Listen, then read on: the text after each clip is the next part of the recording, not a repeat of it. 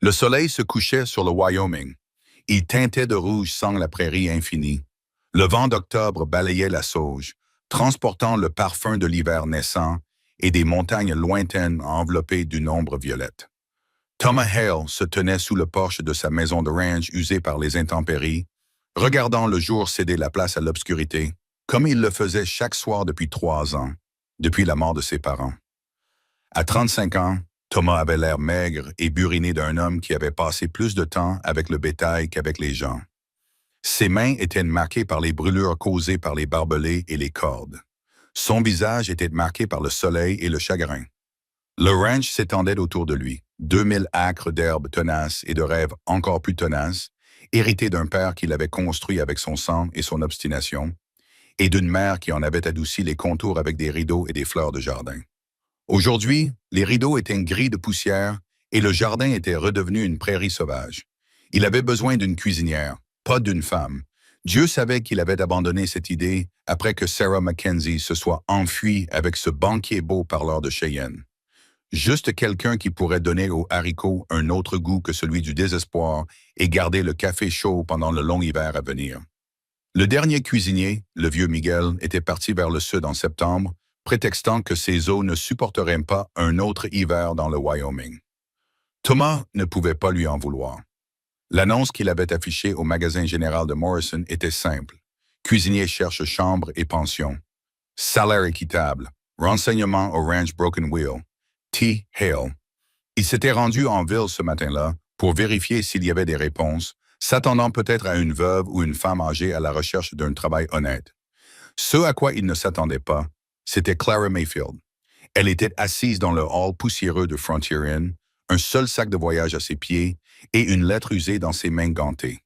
Même dans la lumière tamisée qui filtrait à travers les vitres sales, elle se détachait comme une colombe parmi les corbeaux. Elle n'était pas belle à la manière des filles de saloon, mais raffinée, avec ses cheveux noirs tirés en arrière en un simple chignon et ses vêtements qui reflétaient une sensibilité orientale. Une robe de voyage grise qui avait connu des jours meilleurs mais qui avait conservé sa forme, un camé à son cou. Mademoiselle Mayfield, avait dit Thomas en s'approchant, avait dans la main, prenant soudain conscience de la poussière de la piste sur ses bottes, elle leva les yeux, du couleur des nuages d'orage, méfiante et scrutatrice. « Monsieur Hale, je présume. » Sa voix avait la prononciation soignée des personnes éduquées, mais il perçut autre chose derrière. Un tremblement, comme si elle retenait quelque chose. « Oui, madame, vous avez répondu à l'annonce pour le poste de cuisinière. » En effet, elle plia la lettre avec des gestes précis et la glissa dans son réticule. « Je sais cuisiner, nettoyer, raccommoder. J'ai déjà tenu un ménage. » Thomas l'étudia. Elle ne pouvait pas avoir plus de 25 ans, trop jeune pour être veuve, trop bien habillée pour être désespérée. Pourtant, elle était là, à des milliers de kilomètres de tout endroit où l'on trouvait des femmes comme elle. Le ranch est isolé, à 30 km de la ville, et l'hiver approche à grands pas. La vie n'y est pas facile. Je ne cherche pas la facilité, Monsieur Hale. Quelque chose brilla dans ses yeux gris. De la défiance, peut-être, ou de la détermination. Je cherche un travail honnête et un endroit où l'on ne me pose pas de questions sur des sujets qui ne concernent pas la qualité de ma cuisine. Cela aurait dû être son premier avertissement. Mais Thomas avait vécu assez longtemps pour savoir que tout le monde avait des secrets à l'ouest du Mississippi. Bon sang, il avait les siens. Savez-vous faire des biscuits? Légers comme des nuages et 2 fois meilleurs avec du miel. Du café assez fort pour faire flotter un fer à cheval, si c'est ce que vous préférez. Malgré lui, Thomas fit sourire. Quand pouvez-vous commencer? Aujourd'hui, si vous m'engagez. Ils se mirent rapidement d'accord. 30 $ par mois, plus le gîte et le couvert. Dimanche libre. Pas de questions sur son passé si elle ne lui en posait pas sur le sien. Elle rassembla son unique sac et le suivit jusqu'au chariot sans se retourner pour regarder ce qu'elle laissait derrière elle. Le trajet depuis la ville avait été marqué par 20 miles de silence gênant. Clara était assise bien droite sur le siège de la charrette, les mains jointes sur les genoux, les yeux fixés sur l'horizon. Thomas avait essayé 1 ou 2 fois d'engager la conversation en lui montrant des points de repère, en mentionnant les limites du ranch, mais elle ne répondait que par de simples hochements de tête ou des mots isolés. Le vent d'octobre devenait plus froid à mesure qu'il grimpait dans les contreforts, et il remarqua que son mince châle ne la protégeait guère. « Il y a une couverture en peau de bison sous le siège, lui proposa-t-il. « Ça va, merci. » Mais il la vit frissonner et sortit la couverture, la posant sur ses genoux sans un mot. Elle se raidit d'abord, puis se détendit lentement, la remontant jusqu'à son menton. « Merci, dit-elle à nouveau, plus doucement cette fois. » Le soleil était bas lorsqu'ils atteignirent la dernière crête. En contrebas, le ranch Broken Wheel s'étendait dans la vallée. La maison principale, la grange, le dortoir pour les quelques ouvriers qui l'employaient, divers hangars et enclos dans la lumière déclinante. Tout semblait presque paisible, mais Thomas savait que ce n'était pas le cas.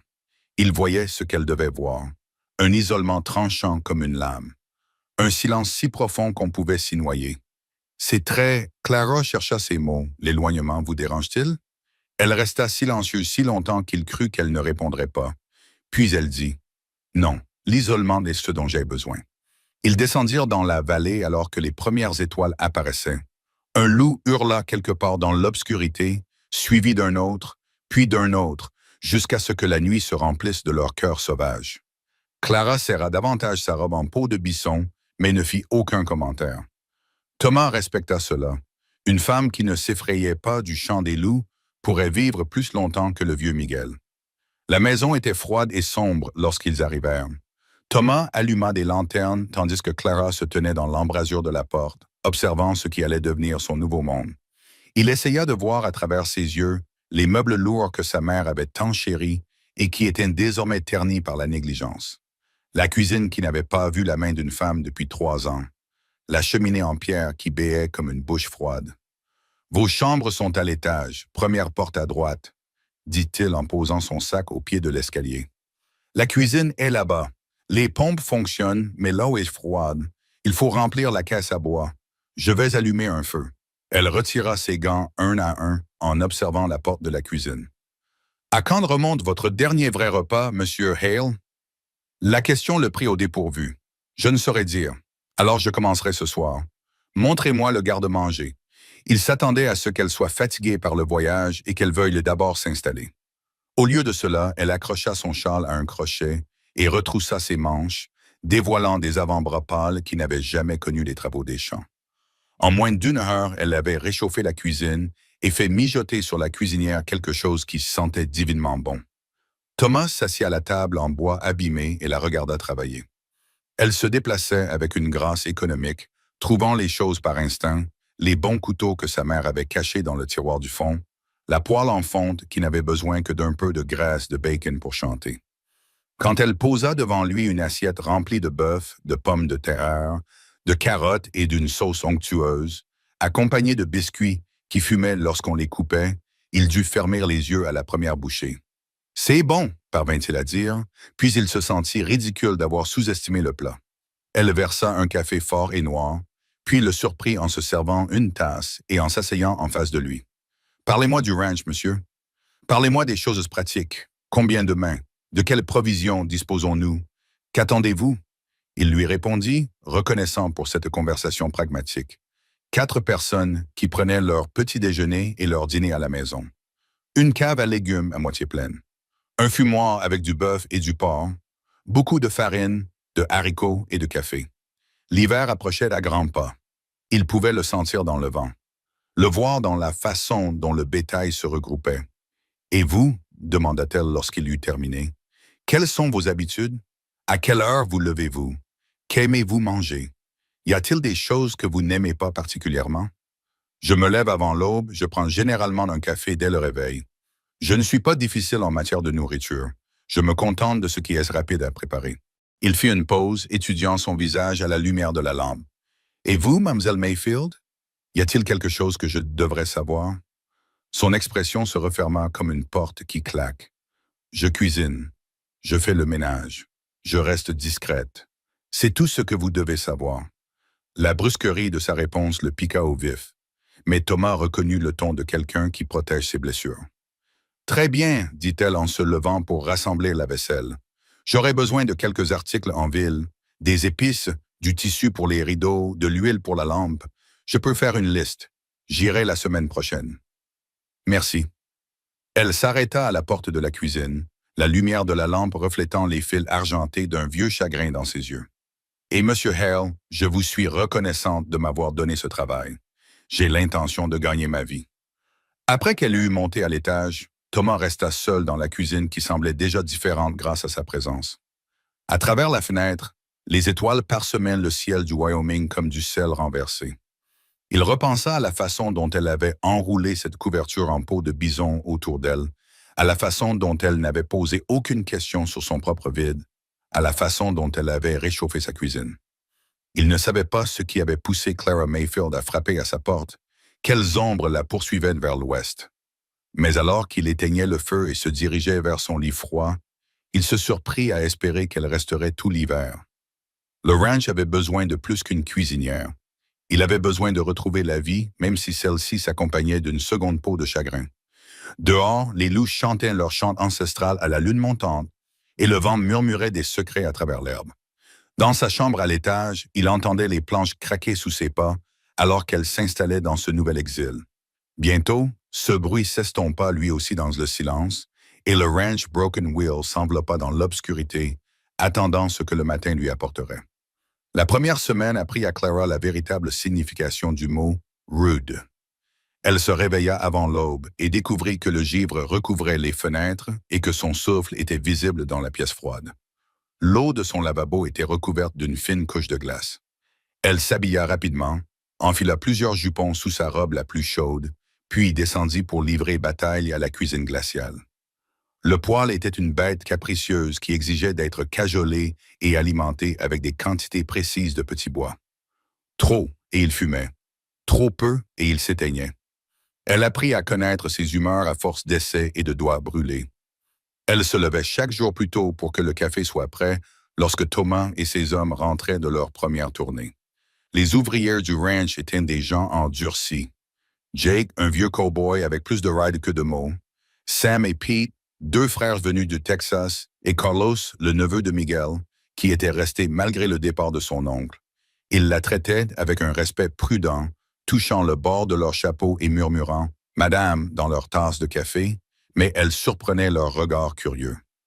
Une femme comme elle n'avait pas sa place dans un endroit comme celui-ci, disaient leurs yeux, même si leur bouche restait poliment fermée. Le puits fut la première bataille qu'elle perdit.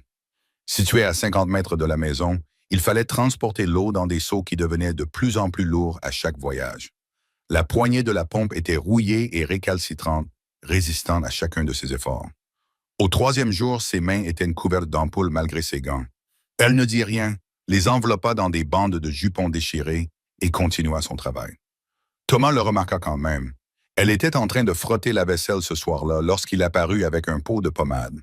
« Pour tes mains, dit-il en le posant sur la table. Elles vont bien. » Non, ce n'est pas vrai. Sa voix était neutre, pas méchante. Les mains des citadins ne sont pas faites pour le travail à la ferme. Utilise la pommade, sinon elles vont se fissurer et saigner quand l'hiver arrivera. Elle voulait refuser afin de maintenir une distance prudente entre eux. Mais le sens pratique l'emporta. « Merci. » Il s'attarda dans l'embrasure de la porte, semblant chercher ses mots. « Carlos peut t'aider à transporter l'eau. Il n'y a pas de honte à cela. Je m'occuperai de mes tâches. »« Monsieur, bonjour. »« Têtu comme une mule, marmonna-t-il. » Mais elle y perçut ce qui pouvait être une approbation.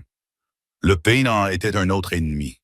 Il descendait des montagnes comme une créature vivante, trouvant chaque fissure dans les murs, chaque planche mal fixée.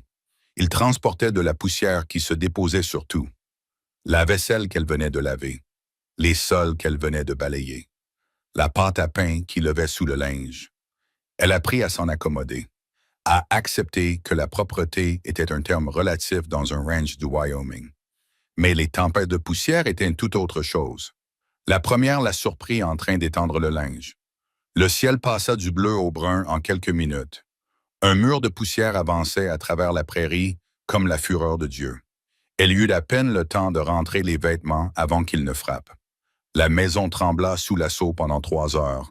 La poussière s'était infiltrée par des fissures invisibles, recouvrant tout.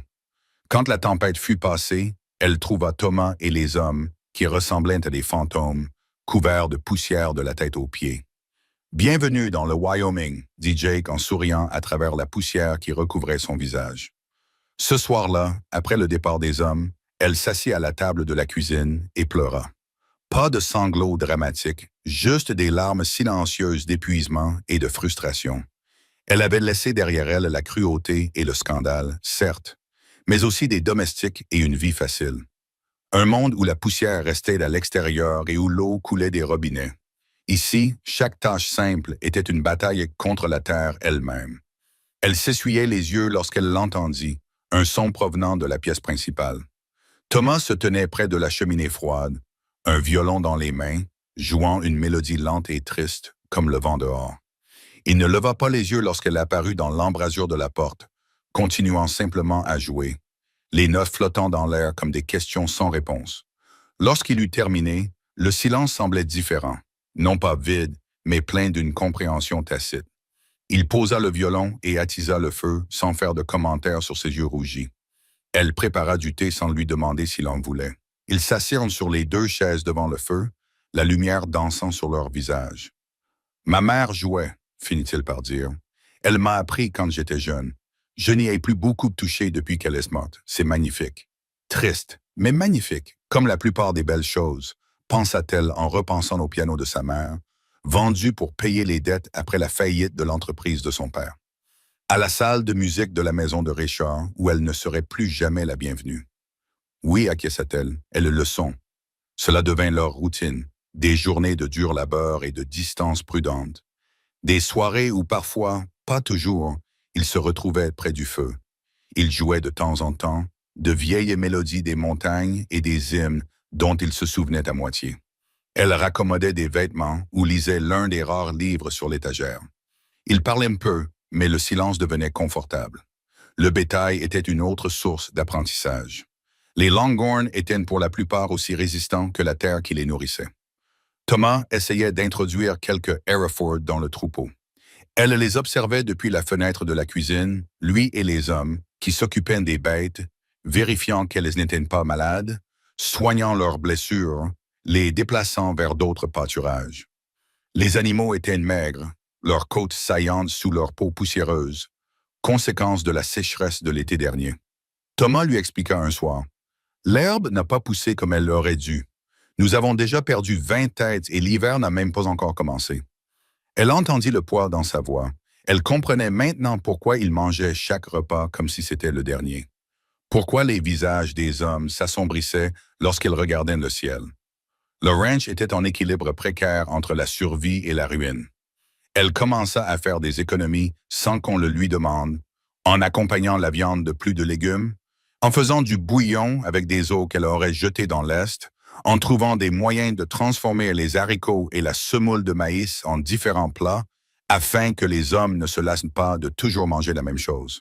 Elle voyait bien qu'ils le remarquaient, car ils mangeaient avec plus d'enthousiasme, parfois même complimentant la nourriture à leur manière bourrue. « C'est bon, madame, » dit Sam un soir devant sa soupe de pommes de terre. « Ça remplit bien l'estomac. » C'était le soir où Clara chanta pour la première fois.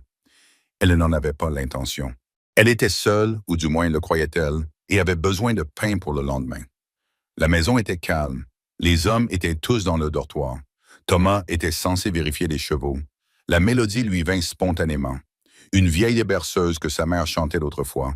Sa voix, inutilisée depuis des mois, était d'abord rauque, puis trouva son chemin. « Dors, mon enfant, et que la paix t'accompagne toute la nuit. » Les mots gallois lui venaient plus facilement que les mots anglais, chaque note porteuse de souvenirs et de pertes.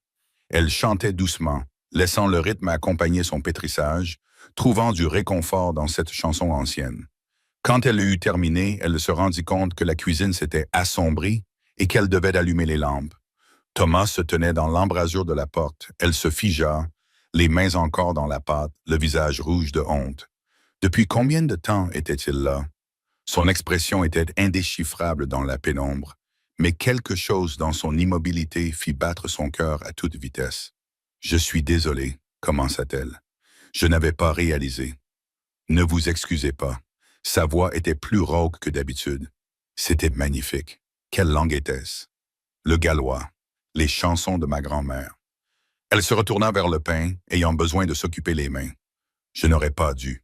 Chantez quand vous voulez, Mademoiselle Mayfield. » Cette maison est restée trop longtemps silencieuse.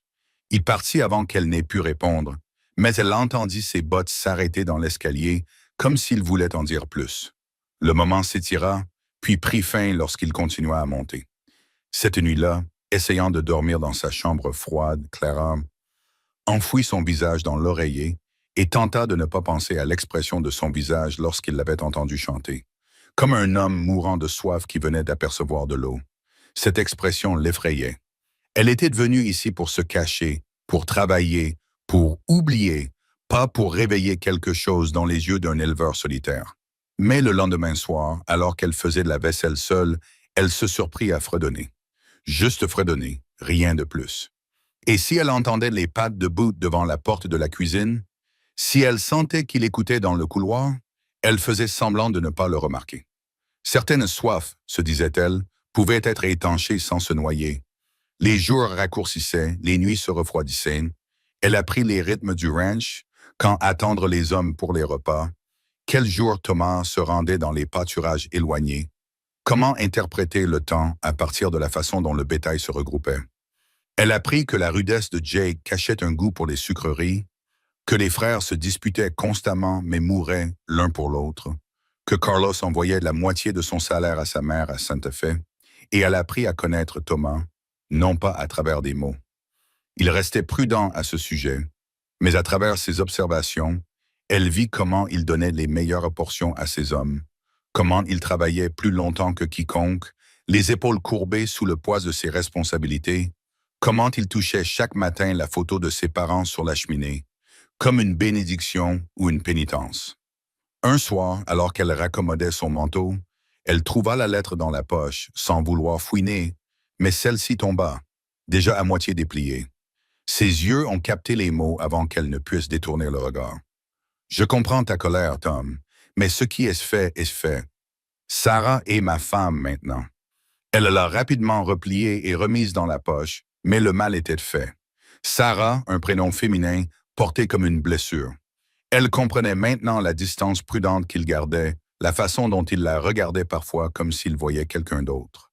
Cette nuit-là, elle a chanté une autre chanson, une chanson plus ancienne sur la perte et la vie qui continue.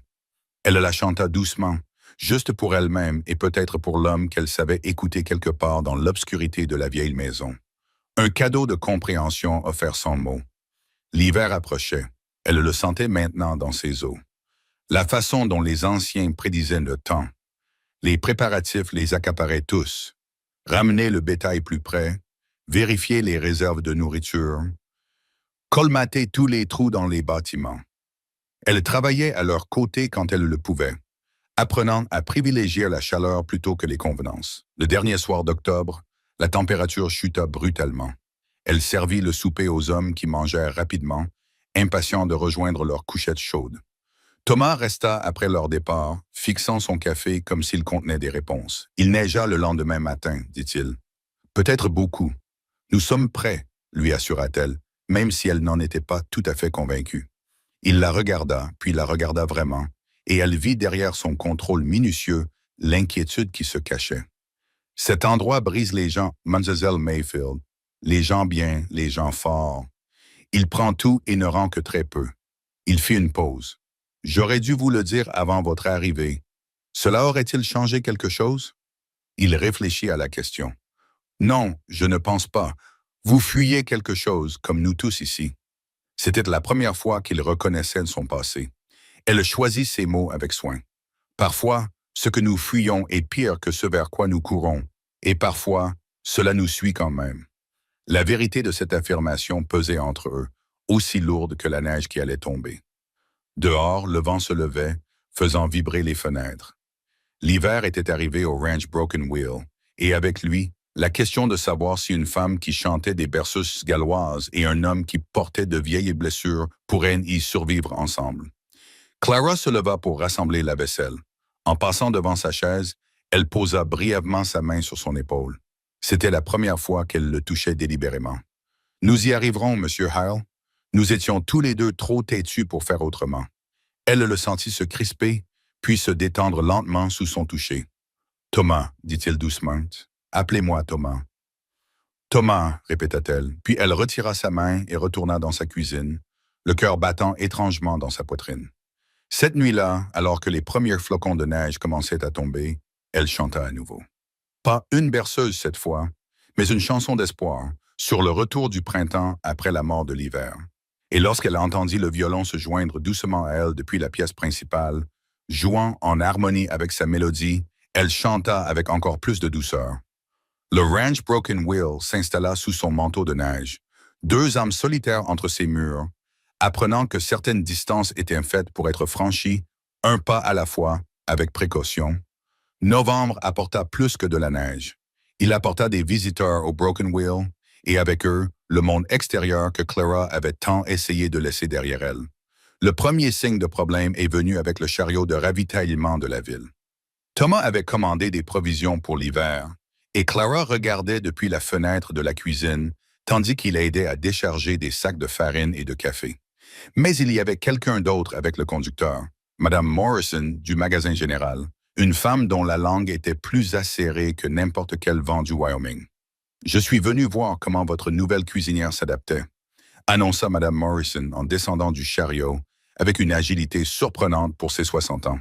Ses yeux scrutaient déjà le ranch, sans doute pour cataloguer chaque détail en vue de futurs commérages.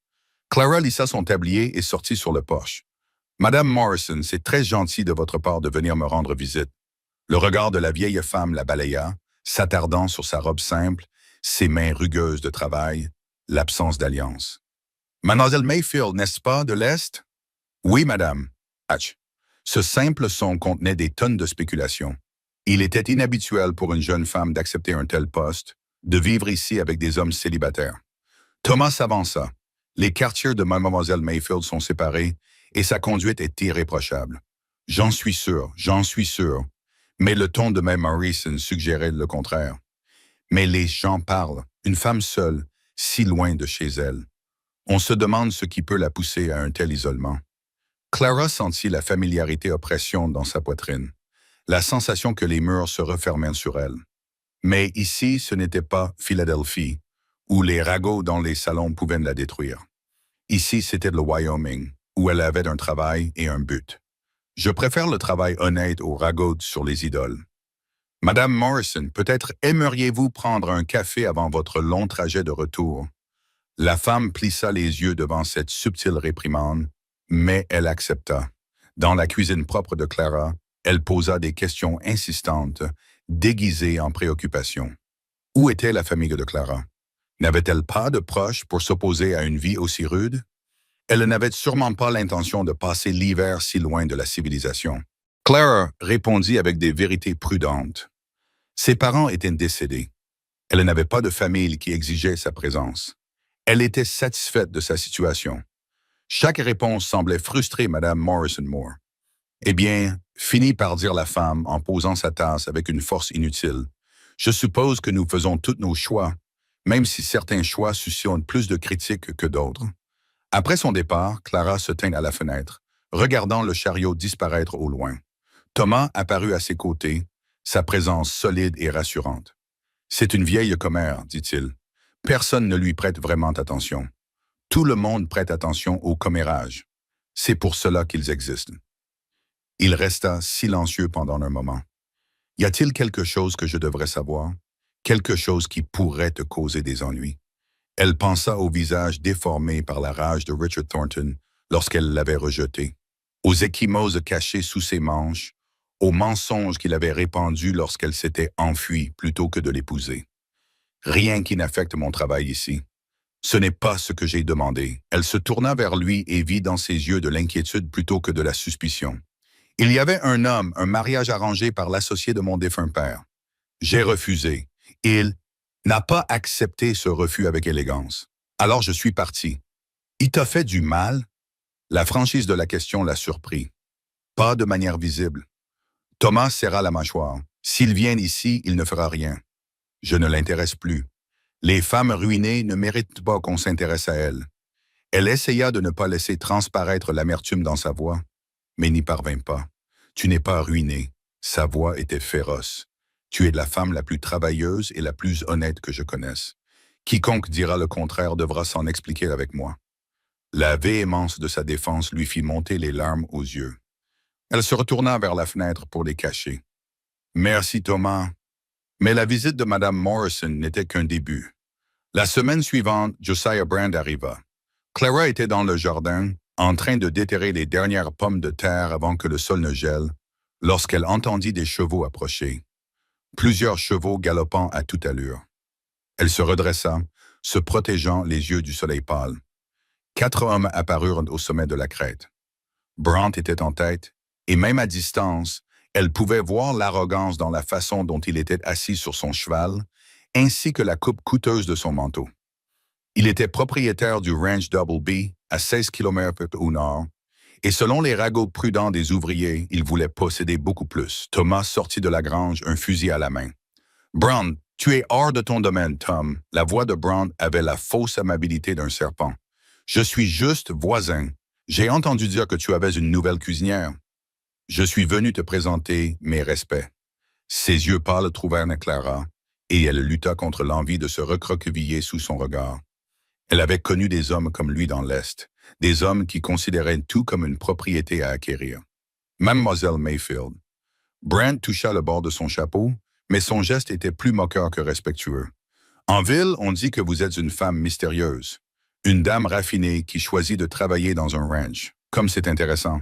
Il n'y a rien de mystérieux dans un emploi honnête, Monsieur Brown. En effet, mais on se demande ce qui a poussé une femme aussi charmante à chercher un emploi si loin de la civilisation. Des problèmes familiaux peut-être, ou des affaires de cœur. Thomas s'avança. Dites ce que vous avez à dire ou passez votre chemin. Brand, ma raison. Brand sourit, mais ses yeux restèrent impassibles. Pourquoi? Je m'intéresse toujours aux changements qui affectent la vallée. De nouvelles personnes, de nouveaux arrangements. À ce propos, Tom, mon offre tient toujours. Le Double B pourrait facilement absorber cet endroit. Je vous en donnerai un prix équitable.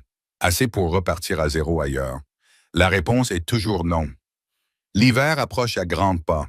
Du bétail perdu, des clôtures cassées, des réserves épuisées. Un homme seul ne peut pas tenir un domaine comme celui-ci. Son regard se posa à nouveau sur Clara, même avec de l'aide. Clara comprit. Il ne s'agissait donc pas d'elle, mais de faire pression sur Thomas pour qu'il vende. Elle n'était qu'un autre angle d'attaque. « Nous nous débrouillerons », dit Thomas d'un ton neutre. « Vraiment? » Brown se pencha en avant sur sa selle. « Écoute, j'ai réfléchi. Une femme débarque de nulle part, sans de référence, sans famille. On se demande ce qu'elle fuit et quels problèmes elle pourrait nous causer. Attention, Brand. Oh, je suis toujours prudent, Tom, assez prudent pour envoyer quelques demandes de renseignements dans l'Est. C'est incroyable ce qu'on peut apprendre en posant les bonnes questions aux bons endroits. » Clara sentit son sang se glacer, mais elle garda un visage impassible. À côté d'elle, elle sentit Thomas se crisper comme un loup avant le combat. « Vous avez 10 secondes pour quitter ma propriété, » dit Thomas calmement. Brand éclata de rire. « Pas besoin d'être hostile, je suis juste minutieux. Après tout, nous devons protéger notre communauté des éléments indésirables. Mais ne vous inquiétez pas, mademoiselle Mayfield. Je suis sûr que les secrets que vous cachez sont parfaitement innocents. » Il fit faire demi-tour à son cheval. Ses hommes le suivirent. Arrivé à la crête, il se retourna. « Réfléchissez à mon offre. Tom, l'hiver est long et froid. Ce serait dommage qu'il arrive quelque chose à ce troupeau de bétail ou à quelqu'un d'autre au ranch. » Après leur départ, Clara se rendit compte qu'elle tremblait. Non pas de peur, elle avait connu pire que Josiah Brandt, mais de colère. Elle avait parcouru un si long chemin, abandonné tout ce qu'elle avait, et pourtant, le passé continuait de la rattraper. Clara. La voix de Thomas était douce. Elle réalisa qu'il n'avait jamais utilisé son prénom auparavant. « Quoi qu'il trouve, quelles que soient ses menaces, tu es sous ma protection. Tu comprends? Tu ne peux pas te battre contre le monde entier pour moi. Regarde-moi. » Cette nuit-là, la température chuta de 20 degrés. Clara servit le dîner à des hommes sombres qui avaient entendu parler de la visite de Brandt. Jake marmonna d'un ton sinistre à propos des guerres de territoire et des cavaliers nocturnes. Les frères vérifièrent leurs armes avec une efficacité implacable. Même Carlos, d'habitude si joyeux, semblait inquiet. « Il l'a déjà fait, » dit Sam doucement. « Il y a 2 ans, chez les Henderson, les accidents se succédaient. Les clôtures ont été coupées, l'eau a été polluée, le bétail s'est dispersé. Ils ont tout vendu au printemps. Nous ne sommes pas les Henderson, dit Thomas fermement. Nous posterons des gardes, nous monterons à cheval par deux. Si quelqu'un voit quelque chose de suspect, il le signalera immédiatement. Mais Clara pouvait voir la tension sur son visage. Le ranch était déjà en difficulté. Ils ne pouvaient pas se permettre de perdre du bétail ou de voir leur équipement détruit, et Brand venait à peine de commencer sa campagne. Cette nuit-là, incapable de dormir, et si son elle descendit discrètement. Thomas était assis près du feu qui s'éteignait. Des registres étaient étalés devant lui. Même depuis l'embrasure de la porte, elle pouvait voir les chiffres sinistres. Trop d'encre rouge. Pas assez de noir. Je n'arrivais pas à dormir non plus, demanda-t-il sans lever les yeux. Elle s'assit en face de lui. C'est grave? Assez grave. J'ai perdu plus de bétail que je ne le pensais à cause de la maladie. Le coût de l'alimentation a augmenté. Si nous perdons encore du bétail, il se frotta le visage. Brown sait exactement quand appuyer. C'est ma faute. Si je n'étais pas venu ici, Il la regarda alors, la lumière du feu reflétant les reflets dorés de ses yeux bruns. Brown tourne autour depuis des années. Tu n'es que sa dernière excuse, mais j'ai aggravé les choses. Je lui ai peut-être donné des munitions. Ou peut-être nous as-tu donné une raison de nous battre. Les mots restèrent suspendus entre eux, chargés d'une signification qu'aucun des deux n'était prêt à reconnaître. Clara regarda les registres, les chiffres qui racontaient l'histoire d'une lente défaite. « Ma grand-mère m'a laissé un peu d'argent, dit-elle doucement. « Pas beaucoup, mais non, Thomas. » « Non. » Il tendit la main pour recouvrir la sienne. « On n'achète pas la sécurité, Clara. Ça ne marche pas comme ça. » Sa main était chaude, cailleuse, et enveloppait complètement la sienne. Elle aurait dû la retirer, maintenir une distance prudente. Au lieu de cela, elle retourna sa paume vers le haut et entrelaça leurs doigts. « Alors, comment ça marche? Nous restons ensemble, nous nous battons ensemble, nous survivons ensemble. » Le feu crépitait, envoyant des étincelles dans la cheminée. Dehors, le vent hurlait autour des coins de la maison. Mais ici, à cet instant, il y avait de la chaleur, une connexion et quelque chose qui ressemblait dangereusement à de l'espoir. « Je ne suis pas habituée à être ensemble, » admit-elle. « Moi non plus. Il est peut-être temps que nous apprenions. » Elle serra sa main, puis la retira lentement. C'était trop vite, avec trop d'ombre qui s'accumulaient, mais quelque chose avait changé entre eux. Un mur commençait à s'effriter. Se levant pour partir, elle s'arrêta à la porte. « Thomas, quoi que Brand découvre sur mon passé, quoi qu'il essaie d'utiliser contre nous, je veux que tu l'apprennes d'abord de moi. » « Quand je serai prête, quand tu seras prête, acquiesça-t-il. Pas avant. Elle monta les escaliers jusqu'à sa chambre froide, mais ses mains picotaient encore du contact de ses mains. En bas, elle l'entendait s'affairer, vérifier les serrures, entretenir le feu, monter la garde, comme il le faisait chaque nuit contre tout ce qui menaçait ses terres et les personnes sous sa protection, y compris elle. Pour la première fois depuis qu'elle avait fui Philadelphie, Clara se permit de penser aux mots qui grandissaient dans son cœur. Chez elle. Malgré les ragots et les menaces, malgré la malveillance de Brand et l'approche de l'hiver, la roue cassée commençait à lui donner le sentiment d'être chez elle. Cette nuit-là, alors que la neige recommençait à tomber, elle ne chanta pas une berceuse, mais une chanson guerrière que sa grand-mère lui avait apprise. Une chanson qui parlait de tenir bon, de trouver la force là où on ne l'attendait pas, de cœurs qui refusaient de se briser malgré toutes les tentatives pour les briser. Et si elle entendait des pas s'arrêter devant sa porte, si elle sentait Thomas écouter dans le couloir, elle chantait plus fort. Qu'ils l'entendent, qu'ils comprennent. Quoi qu'il arrive ensuite, ils y feraient une fête, comme il l'avait dit. Ensemble. Le mois de décembre arriva avec vengeance. La tempête frappa 3 jours avant Noël. Une furie blanche qui transforma le monde en un vide hurlant. Clara se réveilla et découvrit que la neige avait recouvert la moitié de sa fenêtre. La maison gémissait sous les assauts du vent. Elle s'habilla dans l'obscurité, les doigts engourdis par le froid, et descendit les escaliers. La cuisine était une glacière. Le poêle s'était éteint pendant la nuit et le givre recouvrait toutes les surfaces. Elle se mit au travail pour le rallumer, soufflant sur ses doigts gelés entre 2 tâches. Thomas apparut lorsque les premières flammes apparurent.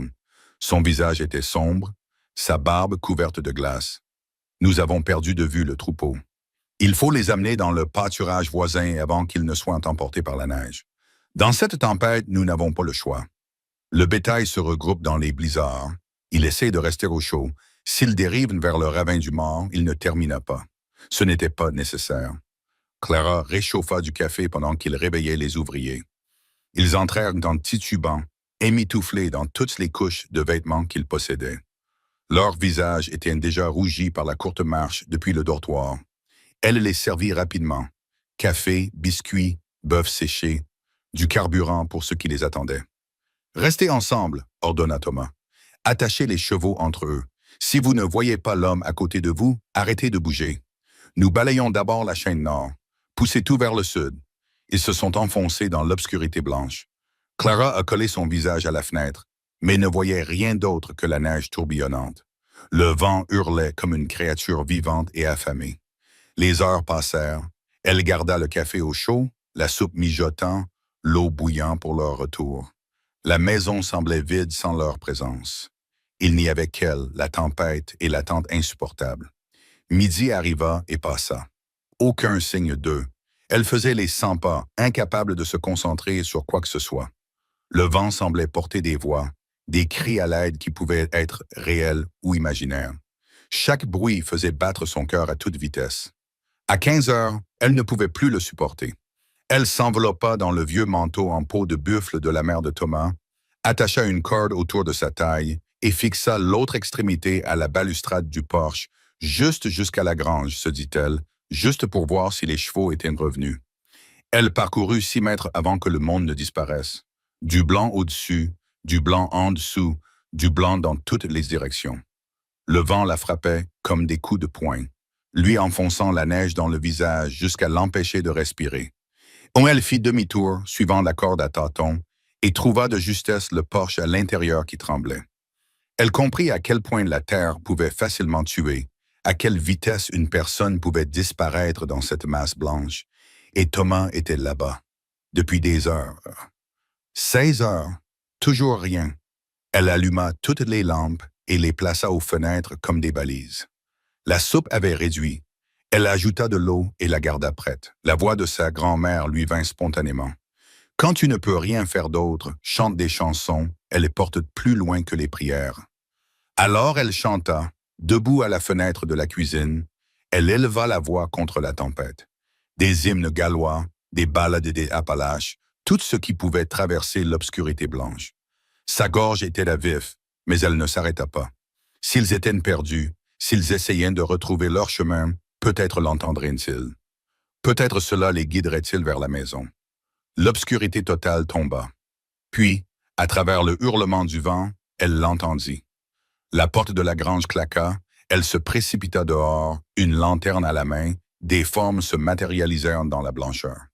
Des chevaux, des hommes, Thomas en tête. Ils trébuchèrent dans la cuisine comme des morts vivants. La glace les recouvrait, transformant leurs vêtements en armure, leurs barbes en masques blancs. Jake s'effondra sur une chaise, les mains trop gelées pour tenir la tasse de café qu'elle lui tendait. Sam et Pete se blottirent une presse du poêle, tremblant de manière incontrôlable. Carlos avait disparu. « Où était-il » commença-t-elle. « J'arrive. » Parvint à articuler Thomas entre 2 claquements de dents. Il est parti aider un veau. Il s'en sortira. Elle s'affairait frénétiquement, retirant les bottes gelées, enveloppant les mains autour des tasses chaudes, leur faisant avaler la soupe cuillère après cuillère. Les doigts de Thomas étaient blancs à cause des engelures. Elle les tenait entre ses paumes, essayant de leur redonner de la chaleur. « Et le bétail » demanda-t-elle. « La plupart ont perdu peut-être 10 têtes dans le ravin avant que nous les trouvions. » Sa voix était encore plus faible, mais il la regardait d'un air étrange. « Nous avons entendu des chants à travers la tempête, nous les avons suivis. » La porte de la cuisine s'ouvrit brusquement. Carlos entra en titubant, portant quelque chose enveloppé dans son manteau. Un veau à peine vivant, il le posa près du poêle et Clara attrapa des sacs d'alimentation pour lui frictionner les pattes afin de rétablir la circulation sanguine. « C'est complètement idiot », marmonna Jake, mais son ton trahissait son admiration. Ils passaient en l'heure suivante à se réchauffer. Les hommes comme les bêtes. Clara leur servait du café et leur apportait de la soupe chaude. Lentement, la vie revenait dans leurs membres gelés. Le veau réussit même à se mettre debout, vacillant sur ses pattes maigres, lorsque les ouvriers finirent par regagner le dortoir. Thomas resta. Il s'assit près du poêle, fixant ses mains bandées. Clara avait soigné les engelures du mieux qu'elle pouvait, mais il allait perdre au moins ses ongles. « Vous nous avez sauvés », dit-il doucement. Ce chant, nous étions désorientés. Nous ne trouvions pas les bâtiments. Puis Jake l'a entendu. Il a dit que c'était comme un phare dans l'obscurité. Je devais faire quelque chose. Vous faites toujours quelque chose. Je n'ai jamais vu une femme travailler comme vous, se battre comme vous. Il leva les yeux vers elle. Pourquoi, Clara? Qu'est-ce qui vous pousse à vous battre si fort? Elle s'affaissa dans le fauteuil en face de lui. C'était peut-être la tempête, le frôlement de la mort, l'étrange intimité de la survie. Peut-être était-elle simplement fatiguée de porter des secrets. Mon père était un homme bon, mais un piètre homme d'affaires. À sa mort, nous avons découvert des dettes, tant de dettes. Son associé, Richard Thornton, a proposé une solution.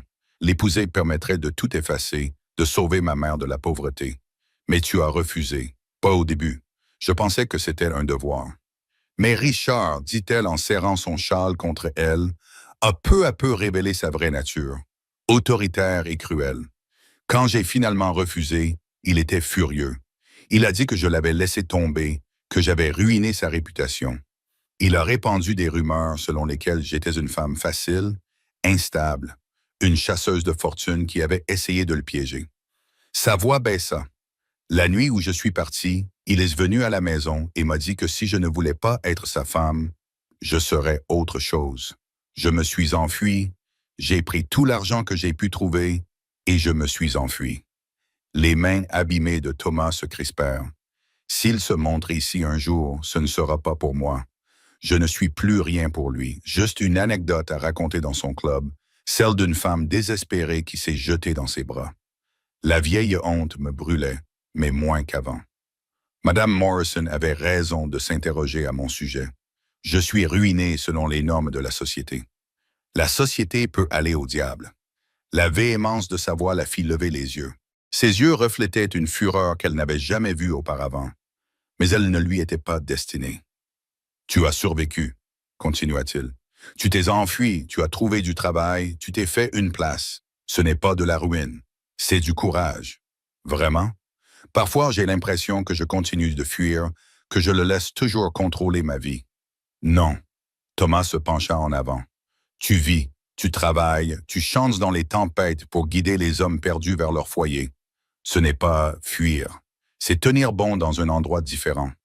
Le vent s'était calmé, ne laissant qu'un murmure dans le silence soudain. Il pouvait entendre la maison s'installer, le poêle crépiter, le veau respirer doucement. Clara sentit quelque chose se détendre dans sa poitrine. Un nœud qu'elle portait depuis des mois. « À ton tour, dit-elle doucement. » Sarah, il tressaillit, mais ne détourna pas le regard. Mon meilleur ami depuis l'enfance, Ben Walker. Nous construisions des ranchs voisins, prévoyant de partager les droits sur l'eau, de nous entraider pendant les années de vaches maigres.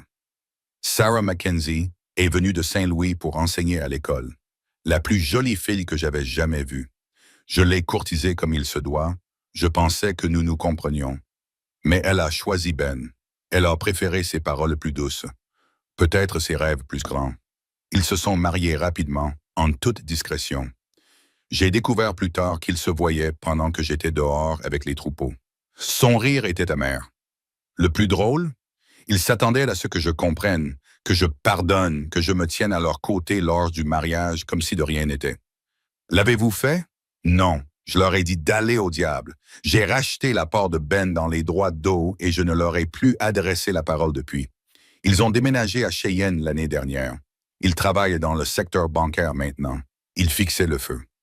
La trahison est toujours plus douloureuse lorsqu'elle vient de ceux en qui nous avons le plus confiance.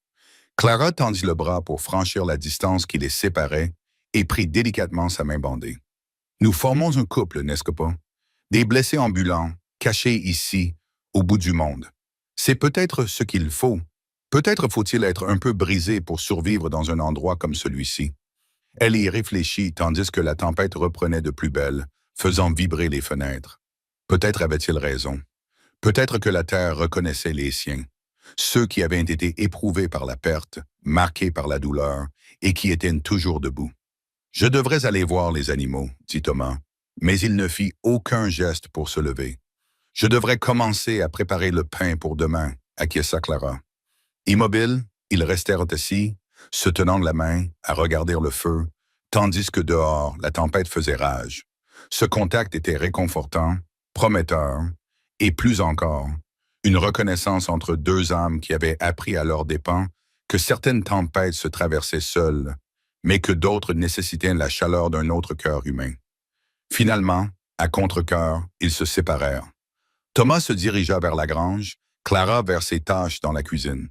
Mais quelque chose de fondamental avait changé. La distance prudente qu'ils avaient maintenue avait disparu. Elle avait été remplacée par quelque chose de plus fort. Une compréhension née d'une douleur partagée et d'une survie commune. Cette nuit-là, la tempête atteignit son apogée. La maison tremblait sous les assauts. Clara était allongée dans son lit, écoutant le monde se déchirer dehors. Puis, à travers le chaos, elle l'entendit. Le violon de Thomas jouait lentement et régulièrement depuis sa chambre au bout du couloir. Une réponse à sa chanson de tempête. Une déclaration qu'ils étaient toujours là, toujours vivants, toujours en lutte. Elle se leva, s'enveloppa dans des couvertures et se dirigea vers sa porte. Elle était légèrement entr'ouverte, la lumière de la lampe se répandant dans le couloir. Elle frappa doucement. Entrez. Il était assis sur le bord de son lit, le violon dans ses mains blessées. Jouer devait lui faire mal, mais il ne s'arrêtait pas. Elle s'installa dans le fauteuil près de sa fenêtre, serrant les couvertures contre elle. « Tu n'arrives pas à dormir ?» demanda-t-il entre deux chansons. « La tempête est trop bruyante. J'ai pensé écouter quelque chose de plus agréable. » Il joua un autre morceau, plus léger. Elle fredonna, leur musique s'entremêlant dans la pièce éclairée par la lampe. Aucun mot n'était nécessaire. Cette conversation suffisait. Deux personnes refusant d'affronter la tempête seules. À l'aube, le vent commença enfin à se calmer. Clara s'était assoupie dans le fauteuil et se réveilla pour trouver Thomas en train d'ajouter du bois dans son petit poêle. Une lumière grise filtrait à travers la fenêtre givrée. « La tempête s'apaise, dit-il. » Elle se leva, les couvertures tombant à terre. Ils se tinrent ensemble à la fenêtre, regardant le monde se refaire en blanc. Des congères atteignaient le toit par endroits. Les arbres pliaient sous le poids de la neige. Mais le ciel s'éclaircissait, les étoiles s'estompant à l'aube. « Nous avons survécu, dit-elle. »« Oui. » Elle se retourna pour partir. La bienséance reprenait ses droits avec la lumière du jour. Mais à la porte, elle s'arrêta. « Thomas, cette chanson que tu as jouée, la dernière, c'était quoi? » « Une chanson que ma mère chantait pour parler de trouver un foyer dans des endroits inattendus. C'est magnifique, tout comme ta voix. » Dans sa tempête, il croisa son regard. « Je ne sais pas si on aurait réussi à rentrer sans ça. Tu aurais trouvé un moyen. Tu en trouves toujours. Peut-être, mais je suis contente de ne pas avoir eu à essayer seule. » Ces mots avaient un poids qui dépassait la tempête, l'intimité de la nuit. Clara acquiesça, compréhensive, et retourna dans sa chambre. Cette proximité aurait des conséquences. Il faudrait faire face au commérage, respecter certaines limites, mais pour l'instant, ils avaient survécu ensemble à la tempête. Alors qu'elle s'habillait pour la journée de travail, elle entendit les hommes s'agiter, leur voix s'élever tandis qu'ils déblayaient de la neige. Il y aurait des dégâts à évaluer, des animaux à soigner, des chemins à dégager, mais ils étaient tous vivants, et le ranch était toujours debout. Elle descendit dans sa cuisine, alluma le poêle, mit le café en route, des choses normales, des choses routinières, mais qui semblaient différentes maintenant. La tempête avait balayé les faux semblants, laissant derrière elle quelque chose de brut et de vrai. Lorsque Thomas apparut pour le petit déjeuner, leurs regards se croisèrent à travers la cuisine. Un sourire passa entre eux, petit, intime, plein de promesses tacites. Puis les ouvriers arrivèrent, pleins d'histoires sur la tempête, et la journée de travail commença. Mais Clara savait, et elle sentait que Thomas savait aussi, que quelque chose avait fondamentalement changé dans l'obscurité blanche du blizzard. Ils n'étaient plus deux personnes distinctes partageant un espace. Ils étaient partenaires dans tous les domaines qui comptaient. Cette prise de conscience aurait dû l'effrayer. Au lieu de cela, alors qu'elle servait le petit déjeuner aux hommes qui avaient risqué leur vie pour le ranch, alors qu'elle regardait Thomas organiser les réparations de la journée malgré ses mains blessées, Alors qu'elle sentait la présence solide de la communauté autour d'elle, Clara ressentit quelque chose qu'elle n'avait pas éprouvé depuis des années. La paix. La tempête était passée. Ils avaient survécu. Et en survivant, ils avaient trouvé quelque chose qui valait la peine de se battre. Pas seulement le ranch, mais l'un l'autre. Quoi qu'il arrive ensuite, quels que soient les défis que Brent, Winter ou le monde leur lancerait, ils y feraient face comme ils avaient affronté la tempête de neige, unis contre la tempête. La paix après la tempête dura exactement 3 jours. Le 4e matin, alors que Clara nourrissait les poules dans la pâle lumière de l'aube, elle entendit des cavaliers approcher, de nombreux cavaliers, se déplaçant rapidement. Elle laissa tomber le seau de nourriture et courut vers la maison. Thomas était déjà sur le porche, fusil à la main, Jake et les frères à ses côtés. Mais ce n'étaient pas les hommes de Brown qui franchissaient de la crête. C'était le shérif Watson, de la ville, son insigne brillant au soleil matinal, accompagné d'un groupe de 8 hommes. Tom appela le shérif en retenant son cheval. Clara savait que c'était un homme honnête, impartial, même s'il était parfois dépassé par son travail. « Je dois vous parler, à vous et à mademoiselle Mayfield. » Clara sentit son estomac se nouer. Elle monta sur le porche, gardant ses mains bien en vue et immobiles. Thomas s'écarta légèrement pour se placer entre elle et les cavaliers. « De quoi s'agit-il, Jim? » demanda Thomas. Le shérif mit pied à terre, l'air mal à l'aise. « J'ai reçu un télégramme hier de Philadelphie. Un homme du nom de Richard Thornton prétend que mademoiselle Mayfield lui a volé une somme importante. Il porte plainte. Il veut qu'elle soit arrêtée et renvoyée pour être jugée. » Ces mots frappèrent Clara comme des coups physiques, mais elle garda la tête haute. Elle savait que cela pourrait arriver. Elle l'avait attendu pendant les heures sombres de trop nombreuses nuits. « C'est un mensonge, dit-elle clairement. Je n'ai rien pris qui ne m'appartenait pas. C'est peut-être vrai, madame, mais j'ai un mandat. Légal et en bonne et due forme. Vous devez nous suivre. » Thomas s'avança. « Attendez. »« Non, Tom. » La voix de Watson était menaçante. « Ne compliquez pas les choses. J'ai un travail à faire. » Clara vit les jointures de Thomas blanchir sur le fusil. Jake et les frères étaient têtus, prêts à se battre pour elle. Ces hommes, qui ne la connaissaient que depuis quelques mois, étaient prêts à défier la loi pour elle. Cette prise de conscience faillit lui faire perdre son sang-froid. « Je viendrai, » dit-elle doucement. « Laisse-moi prendre mon manteau, Clara. »« Non. » Thomas se tourna vers elle, les yeux brûlants. « Nous prendrons un avocat. Nous nous battrons. Avec quel argent? Et pendant que je serai en prison à attendre. » Elle lui toucha doucement le bras. « Je ne veux pas de sang versé pour des mensonges. J'irai. » Elle rentra, les mains tremblantes, et enfila son chapeau par la fenêtre.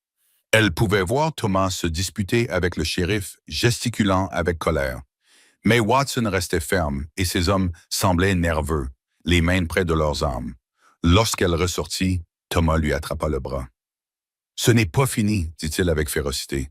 Je te suivrai. Je te ferai sortir sous caution. »« Non, dit-elle en se dégageant doucement. Le ranch a besoin de toi. Les hommes ont besoin de toi. N'abandonne pas tout pour moi. Clara, promets-moi. » Elle le regarda dans les yeux, essayant de mettre tout ce qu'elle ressentait dans ce regard. « Promets-moi que tu t'occuperas de tout ici. Ne laisse pas Brand gagner parce que tu me poursuis. » Il serra la mâchoire, mais finit par acquiescer. « Je te le promets, mais ce n'est pas fini. » Le shérif l'aida à monter sur l'un des chevaux de réserve. Alors qu'il s'apprêtait à partir, Jake s'avança. « Mademoiselle Clara, cette chanson que vous chantiez sur les guerriers, chantez-la dans cette prison. Faites-leur savoir à quel genre de femme ils ont affaire. » Sa gentillesse bourrue la bouleversa presque. Elle parvint à acquiescer, puis suivit le shérif sur le chemin qu'elle avait emprunté quelques mois auparavant, laissant derrière elle la roue cassée. Le trajet jusqu'à la ville fut flou. Watson essaya d'être gentil, lui assurant que la prison disposait d'une cellule séparée pour les femmes, qu'il avait immédiatement envoyé un télégramme à un juge, mais Clara l'entendait à peine. Son esprit tournait à toute vitesse, essayant de comprendre comment Richard avait réussi cela. Quel vol pouvait-il bien invoquer? Puis elle se souvint des bijoux de sa mère vendus pour financer sa fuite. Richard les avait donnés à sa mère, les qualifiant de cadeaux de mariage anticipé, mais il n'y avait pas eu de mariage. Donc, selon sa logique tordue, la prison était tout ce qu'elle redoutait. De la pierre froide, des fenêtres grillagées, l'odeur du désespoir et des corps malpropres. La cellule séparée promise par Watson était un coin cloisonné par des couvertures suspendues. Elle s'assit sur le lit étroit, écoutant l'ivrogne de la cellule voisine vomir et gémir. Les heures passaient à travers la petite fenêtre. Elle regardait le soleil traverser le ciel. Personne ne venait. Pas de nourriture, pas d'eau, pas un mot sur ce qui allait se passer ensuite. Les autres prisonniers criaient des suggestions grossières jusqu'à ce que Watson les menace de les faire taire. Vers le coucher du soleil, elle entendit de l'agitation à l'extérieur, des voix qui s'élevaient. Thomas était parmi eux. Son cœur bondit, mais elle se força à rester assise. Quoi qu'il tente de faire, elle ne pouvait pas le laisser aggraver la situation. Watson apparut à sa cellule. « Vous avez un visiteur. 5 minutes. » Ce n'était pas Thomas. Madame Morrison se tenait derrière les barreaux. Son triomphe était mal dissimulé derrière un masque d'inquiétude. « Ma chère, quelle situation terrible. Bien sûr, je ne suis pas surprise quand une femme de réputation douteuse s'associe à des hommes brutaux. Êtes-vous venue pour jubiler, Madame Morrison, ou aviez-vous un but? » Le regard de la femme se durcit. « Je suis venu vous donner un conseil, avouez. Jetez-vous à la merci du tribunal. Peut-être seront-ils cléments. Compte tenu de vos difficultés évidentes, je n'ai rien à avouer. L'orgueil précède la chute. Mademoiselle Mayfield, ou devrais-je dire Mademoiselle Thornton? Oui, j'ai correspondu avec Monsieur Richard Thornton, un gentleman si respectable. Le cœur brisé par votre trahison. » Elle se pencha vers elle. « Il arrive. Vous savez, il prend le train. Il devrait être là dans la semaine pour voir justice être faite. » Le sang de Clara se glaça. Richard, ici. L'idée de le revoir, d'être ramené à Philadelphie enchaîné. Madame Morrison sourit en voyant son expression. Peut-être que maintenant, vous envisagerez vos options. Des aveux complets pourraient vous épargner le pire. Après son départ, Clara resta assise dans l'obscurité grandissante, luttant contre le désespoir. Richard allait venir. Il se tiendrait devant le tribunal, beau et respectable, racontant ses mensonges. Qui la croirait? Une femme qui s'était enfuie dans la nuit, qui avait accepté un travail indigne de son rang, qui avait vécu parmi des hommes brutaux. On la dépeindrait comme une femme désespérée, instable, criminelle. Elle était toujours assise dans l'obscurité lorsque Watson revint. « J'ai un autre visiteur, et avant que tu ne poses la question, je ne pourrais pas l'empêcher d'entrer même si je le voulais. » Thomas entra et Clara se précipita vers les barreaux. Il attrapa ses mains à travers les barreaux, sa chaleur chassant une partie du froid qui s'était installé dans ses os. « Tu es blessé? Ils t'ont donné à manger? »« Je vais bien, Thomas. Tu ne devrais pas être ici. Bien sûr que je devrais. » Il lança un regard noir à Watson. Elle a besoin d'un avocat, d'une salle de sport, de nourriture décente et de couvertures qui n'ont pas de puce. « Je fais ce que je peux, Tom. Le juge sera là après-demain. Ce n'est pas suffisant. » Watson soupira. « C'est tout ce que j'ai pour l'instant. Dis ce que tu as à dire. Tu as 3 minutes. » Quand il partit, Thomas se pressa contre les barreaux. « Écoute-moi. Carlos est parti à Laramie pour trouver un avocat. Jake et les garçons surveillent le ranch. Je reste en ville jusqu'à ce que tout soit réglé. Thomas, non. Le ranch survivra quelques jours sans moi. C'est toi qui comptes maintenant. » Madame Morrison était ici. Elle a dit « Richard arrive par le train. » Sa voix s'est brisée en prononçant son nom. L'expression de Thomas est devenue menaçante. « Qu'il vienne. Tu ne comprends pas, il est convaincant, charmant. Il fera croire tout le monde. Je me fiche de ce qu'il fait croire aux gens. Je connais la vérité. Ça me suffit. Est-ce que ça me suffira devant un tribunal, lui dans son beau costume et moi dans une cellule de prison? » Thomas resta silencieux un instant. « Alors dis-moi exactement ce qu'il prétend que tu as volé. »« Les bijoux de ma mère. Je pense qu'il lui en a offert au fil des ans. Il disait que c'était des cadeaux. Mais après que je l'ai rejeté, il a probablement décidé que c'était des cadeaux conditionnels. Des prêts contre un mariage qui n'a pas eu lieu. » Elle rit amèrement. « Il est intelligent. C'est tout à fait plausible. As-tu une preuve que c'était des cadeaux? Ma mère est morte. C'est ma parole contre la sienne. Alors nous trouverons un autre moyen. » Ses mains se resserrèrent sur les siennes. « Clara, regarde-moi.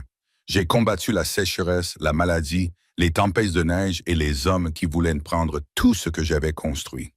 Je serais damné si je laissais un salaud de l'Est t'emmener. Watson revint trop tôt. Alors que Thomas relâchait ses mains à contre-cœur, il se pencha vers elle. « Cette chanson, dit Jake, chante-la ce soir, chante-la fort. Tu n'es pas seul dans cette épreuve. » Puis il disparut, laissant Clara dans l'obscurité avec pour seule compagnie le souvenir de sa chaleur. Elle retourna à son lit de camp, tira la fine couverture sur ses épaules et pensa aux guerriers, aux batailles et aux différents types de courage requis pour chacun. Vers minuit, lorsque la prison s'était calmée, à l'exception des ronflements et des murmures, elle commença à chanter doucement, puis de plus en plus fort. Les paroles galloises résonnaient sur les murs de pierre, racontant l'histoire de femmes qui avaient défendu leur foyer avec des faux et de la ruse, qui avaient affronté des armées avec pour seule arme leur détermination. « Tais-toi » cria quelqu'un, mais d'autres le firent taire. Elle chanta les montagnes qui résistaient aux tempêtes, les rivières qui creusaient des canyons grâce à leur persévérance. Elle chanta jusqu'à en avoir la gorge sèche, jusqu'à ce que même les gardes s'arrêtent pour l'écouter, puis elle se tut enfin. Une voix dans l'obscurité dit « C'était bien, ma jolie, bien dit, ma jolie. » Elle dormit par intermittence, se réveillant souvent pour faire les 100 pas dans la petite cellule. À l'aube, Watson lui apporta du café et du pain, l'air hagard. « La ville est en ébullition, dit-il. La moitié des gens veulent que vous soyez libérés. L'autre moitié veut que vous soyez pendus. Tom Hale a convaincu les gens honnêtes. Il leur a raconté votre version des faits. Il n'aurait pas dû. Ma chère, cet homme se battrait contre le diable lui-même pour vous. Vous devriez peut-être le laisser faire. » Le lendemain, elle se glissa par la fenêtre. Elle aperçut le drame qui se jouait dehors. Thomas se disputait avec le maire, Jake et les ouvriers agricoles arrivaient à cheval et se positionnaient autour de la prison comme des gardes. Madame Morrison tenait salon avec les commères, sans doute en peignant Clara sous les couleurs les plus sombres. Ce soir-là, Watson apporta des nouvelles. Thornton est arrivé. Il séjourne à l'hôtel. Le juge arrive demain. Les mains de Clara tremblaient, mais elle garda une voix calme. « Merci de m'avoir prévenu. » Mademoiselle Mayfield. Clara. Watson cherchait ses mots. « Je suis shérif ici depuis 8 ans. J'ai vu passer beaucoup de monde. Je sais faire la différence entre les criminels et les gens qui fuient une mauvaise situation. Pour ce que ça vaut, je vous crois. Cela valait plus qu'il ne le pensait. » Clara réussit à le remercier avant qu'il ne se retire, visiblement gênée par son aveu. Cette nuit-là, elle ne chanta pas. Elle s'assit à la fenêtre, regarda les étoiles tourner au-dessus de sa tête et se prépara au combat. Pas avec des armes ou des poings, mais avec la vérité contre le mensonge, le courage contre l'intimidation. Quelque part, Richard dormait dans un lit douillet, confiant dans sa victoire. Quelque part, Thomas montait la garde, déterminé à la protéger. Et quelque part entre eux, Clara trouva sa propre force. Pas en fuyant cette fois, mais en tenant bon. Demain, le juge arriverait. Le procès, la confrontation qu'elle avait fui il y a des mois. Mais elle était différente maintenant. Le vent du Wyoming avait balayé sa douceur. Le travail au ranch avait renforcé plus que ses mains. Et l'amour, oui, l'amour, elle pouvait enfin le nommer. L'amour d'un homme bon lui avait rappelé qu'elle valait la peine qu'on se batte pour elle. À l'aube, alors que le ciel se teintait de rouge, Clara était prête. Elle se lava du mieux qu'elle put, attacha soigneusement ses cheveux et lissa sa robe froissée. Lorsque Watson vint l'escorter au tribunal, elle marcha la tête haute. La rue était bondée. On aurait dit que tous les habitants à 50 miles à la ronde étaient venus regarder. Elle vit des visages amicaux. Jake qui soulevait son chapeau, Carlos qui lui faisait signe d'un signe de tête encourageant, et des visages hostiles, le cercle de commères de Madame Morrison, Brand qui souriait narquoisement depuis le porche de l'hôtel, et Thomas debout sur les marches du palais de justice, vêtu de son plus beau costume, prêt à combattre une armée entière pour la rejoindre. Leurs regards se croisèrent à travers la foule, et Clara puisa de la force dans la féroce protection qui se lisait dans son regard. Puis les portes du palais de justice s'ouvrirent, et elle entra pour affronter son passé, sachant que quoi qu'il arrive, elle ne serait pas seule. Le ranch Broken Wheel lui avait donné plus qu'un travail et un abri. Il lui avait donné un foyer pour lequel il valait la peine de se battre, des gens qui méritaient d'être protégés et un amour pour lequel il valait la peine de tout risquer. La bataille pour sa liberté était sur le point de commencer. La salle d'audience sentait le vernis à bois et la sueur bondée de curieux venus de la ville. Le juge Harrison, un homme sévère aux moustaches argentées, dut frapper 3 fois son marteau avant que la foule ne se calme. Clara s'assit à la table des accusés. L'avocat Carlos avait trouvé un jeune homme nommé Samuel Garrett, qui remuait nerveusement des papiers à côté d'elle. De l'autre côté de l'allée était assis Richard Thornton, impeccable dans son costume anthracite, les cheveux noirs parfaitement gominés. Il ne l'avait pas regardé une seule fois, jouant à la perfection le rôle de la partie lésée. Son avocat, venu de Philadelphie, avait l'assurance tranquille d'un homme habitué à gagner. Il s'agit d'une audience préliminaire, annonça le juge Harrison, afin de déterminer s'il existe des preuves suffisantes pour extrader Mademoiselle Mayfield vers la Pennsylvanie afin qu'elle y soit jugée. Monsieur Piton, présentez votre dossier. L'avocat de Richard se leva, ajustant sa chaîne de montre en or. Votre honneur, les faits sont simples. Mademoiselle Clara Mayfield était fiancée à mon client. Monsieur Richard Thornton, pendant leur fiançailles, Monsieur Thornton a offert à la mère de Mademoiselle Mayfield plusieurs bijoux de grande valeur, étant entendu qu'il s'agissait d'une avance sur la date. Lorsque Mademoiselle Mayfield a rompu ses fiançailles et s'est enfuie dans la nuit, elle a emporté avec elle ses bijoux d'une valeur de plus de 2000 $. Des murmures ont parcouru la foule. 2000 $, c'était une fortune. Avez-vous des preuves de ce vol? A demandé le juge. Nous avons les reçus d'achat des bijoux, votre honneur, et une déclaration sous serment de membres de la Société de Philadelphie qui ont vu Mademoiselle Mayfield porter ses bijoux. Nous avons également des témoignages concernant son état mental instable et sa situation financière désespérée après le décès de son père. Clara s'efforça de rester immobile, tandis que Piton la dépeignait comme une chasseuse de fortune calculatrice qui avait piégé Richard, puis l'avait volé lorsque de meilleures perspectives ne s'étaient pas concrétisées. Chaque mot était soigneusement choisi pour détruire sa réputation. Lorsque le jeune Garrett se leva pour contre-interroger, sa voix tremblait.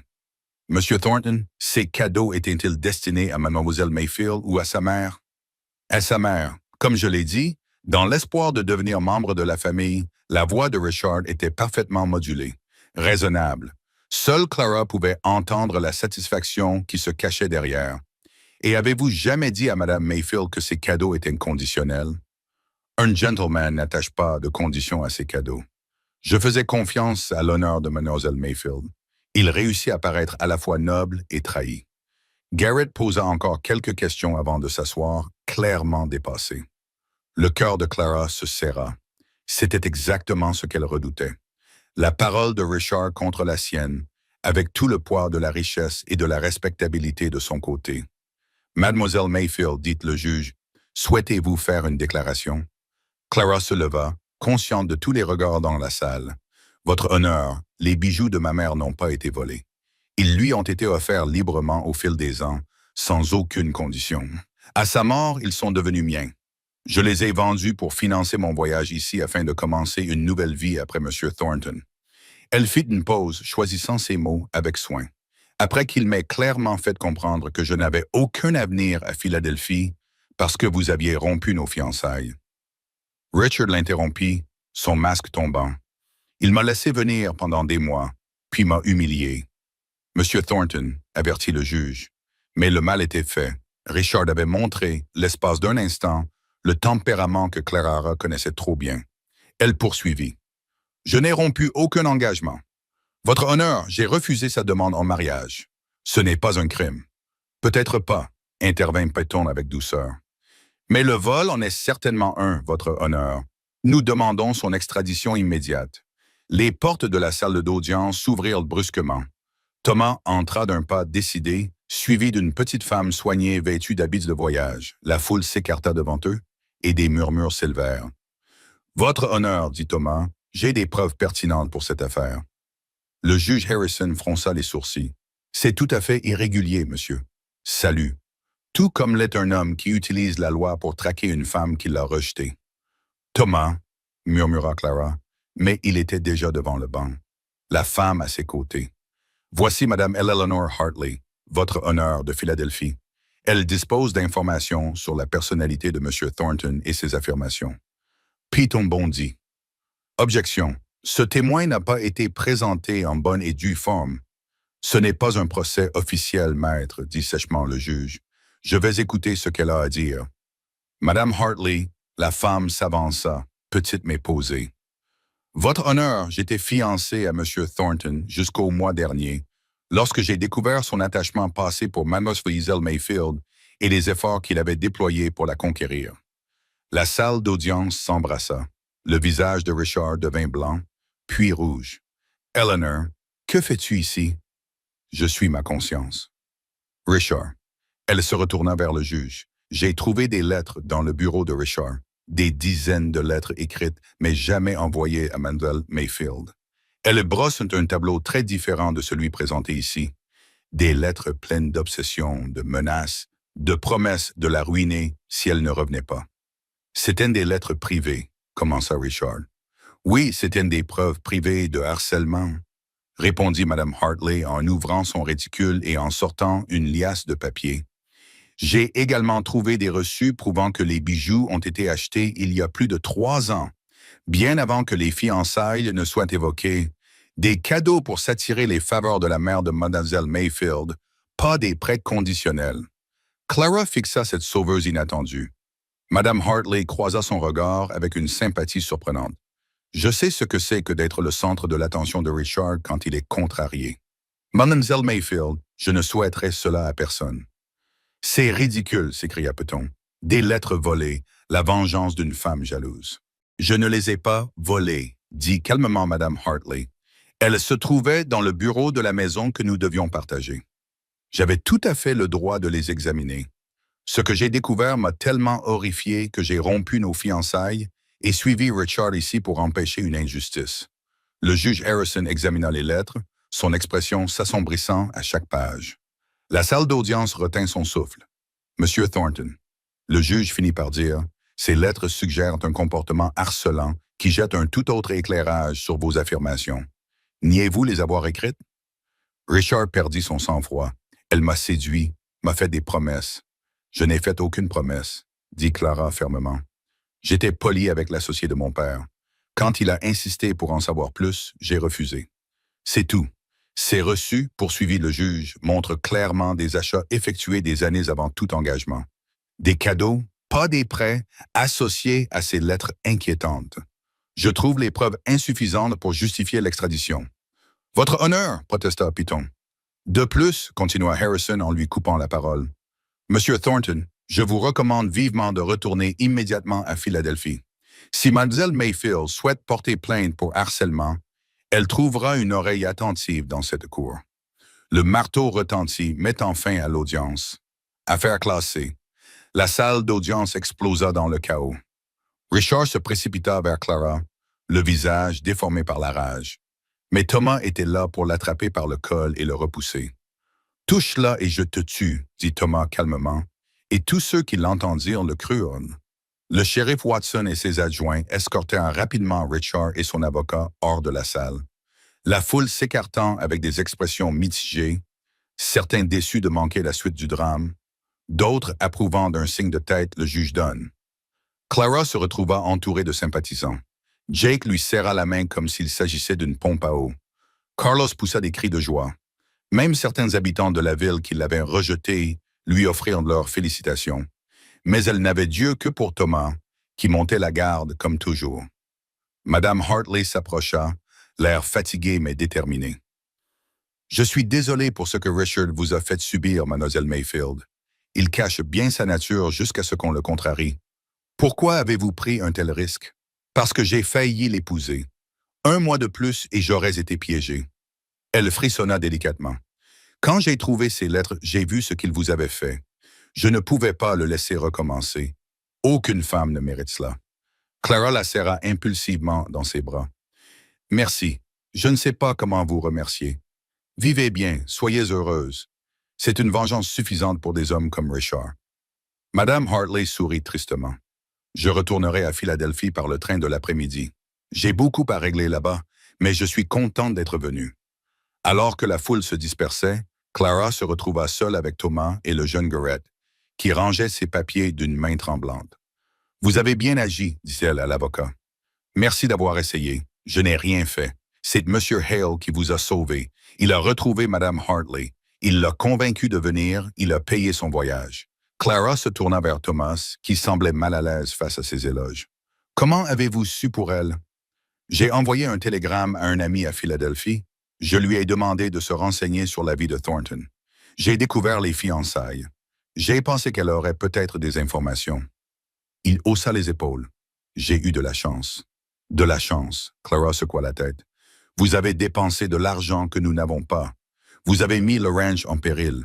Je ne risque rien d'important. » Sa voix était féroce. Rien comparé à vous perdre. Garrett s'excusa précipitamment, les laissant seuls dans la salle d'audience vide. La lumière du soleil filtrait à travers les hautes fenêtres, capturant les grains de poussière comme de l'or éparpillé. « Thomas, non. Laissez-moi vous dire ceci. » Il lui prit les mains. Sa peau rugueuse effleura celle de Clara, tout aussi rugueuse. « J'ai été idiot. » Clara se retenait, craignant d'être à nouveau blessée. « Mais quand ils t'ont emmené, quand j'ai cru que je risquais de te perdre à cause des mensonges de ce salaud, j'ai compris que je préférais tout risquer plutôt que de vivre sans toi. » Les yeux de Clara se remplirent de larmes. « Je ne suis pas une femme facile à aimer. Je fais des cauchemars. Je sursaute au moindre bruit. Je ne fais peut-être jamais pleinement confiance. Je ne suis pas non plus un homme facile à aimer. Je suis à ma manière marié à la terre, toujours hanté par des fantômes. Ses pouces dessinaient en des cercles sur ses paumes. Mais c'est peut-être pour cela que nous sommes faits l'un pour l'autre. Nous savons ce qu'il en coûte de faire à nouveau confiance. La ville va jaser. Dire que je te manipule, que tu ne penses qu'avec ton cœur. Laisse-les parler. Il la serra contre lui. J'ai affronté des tempêtes de neige, la sécheresse et des hommes qui voulaient de ma mort. Je n'ai pas peur des ragots. Elle rit, les larmes coulant sur ses joues. Je t'aime, Thomas Hale. J'aurais dû te le dire cette nuit-là, pendant la tempête. Dis-le maintenant. Dis-le demain. Dis-le tous les jours jusqu'à ce que nous soyons vieux et grisonnants. Je t'aime, répéta-t-elle, et il l'embrassa là, dans le palais de justice, sous le soleil et la poussière, en présence de témoins.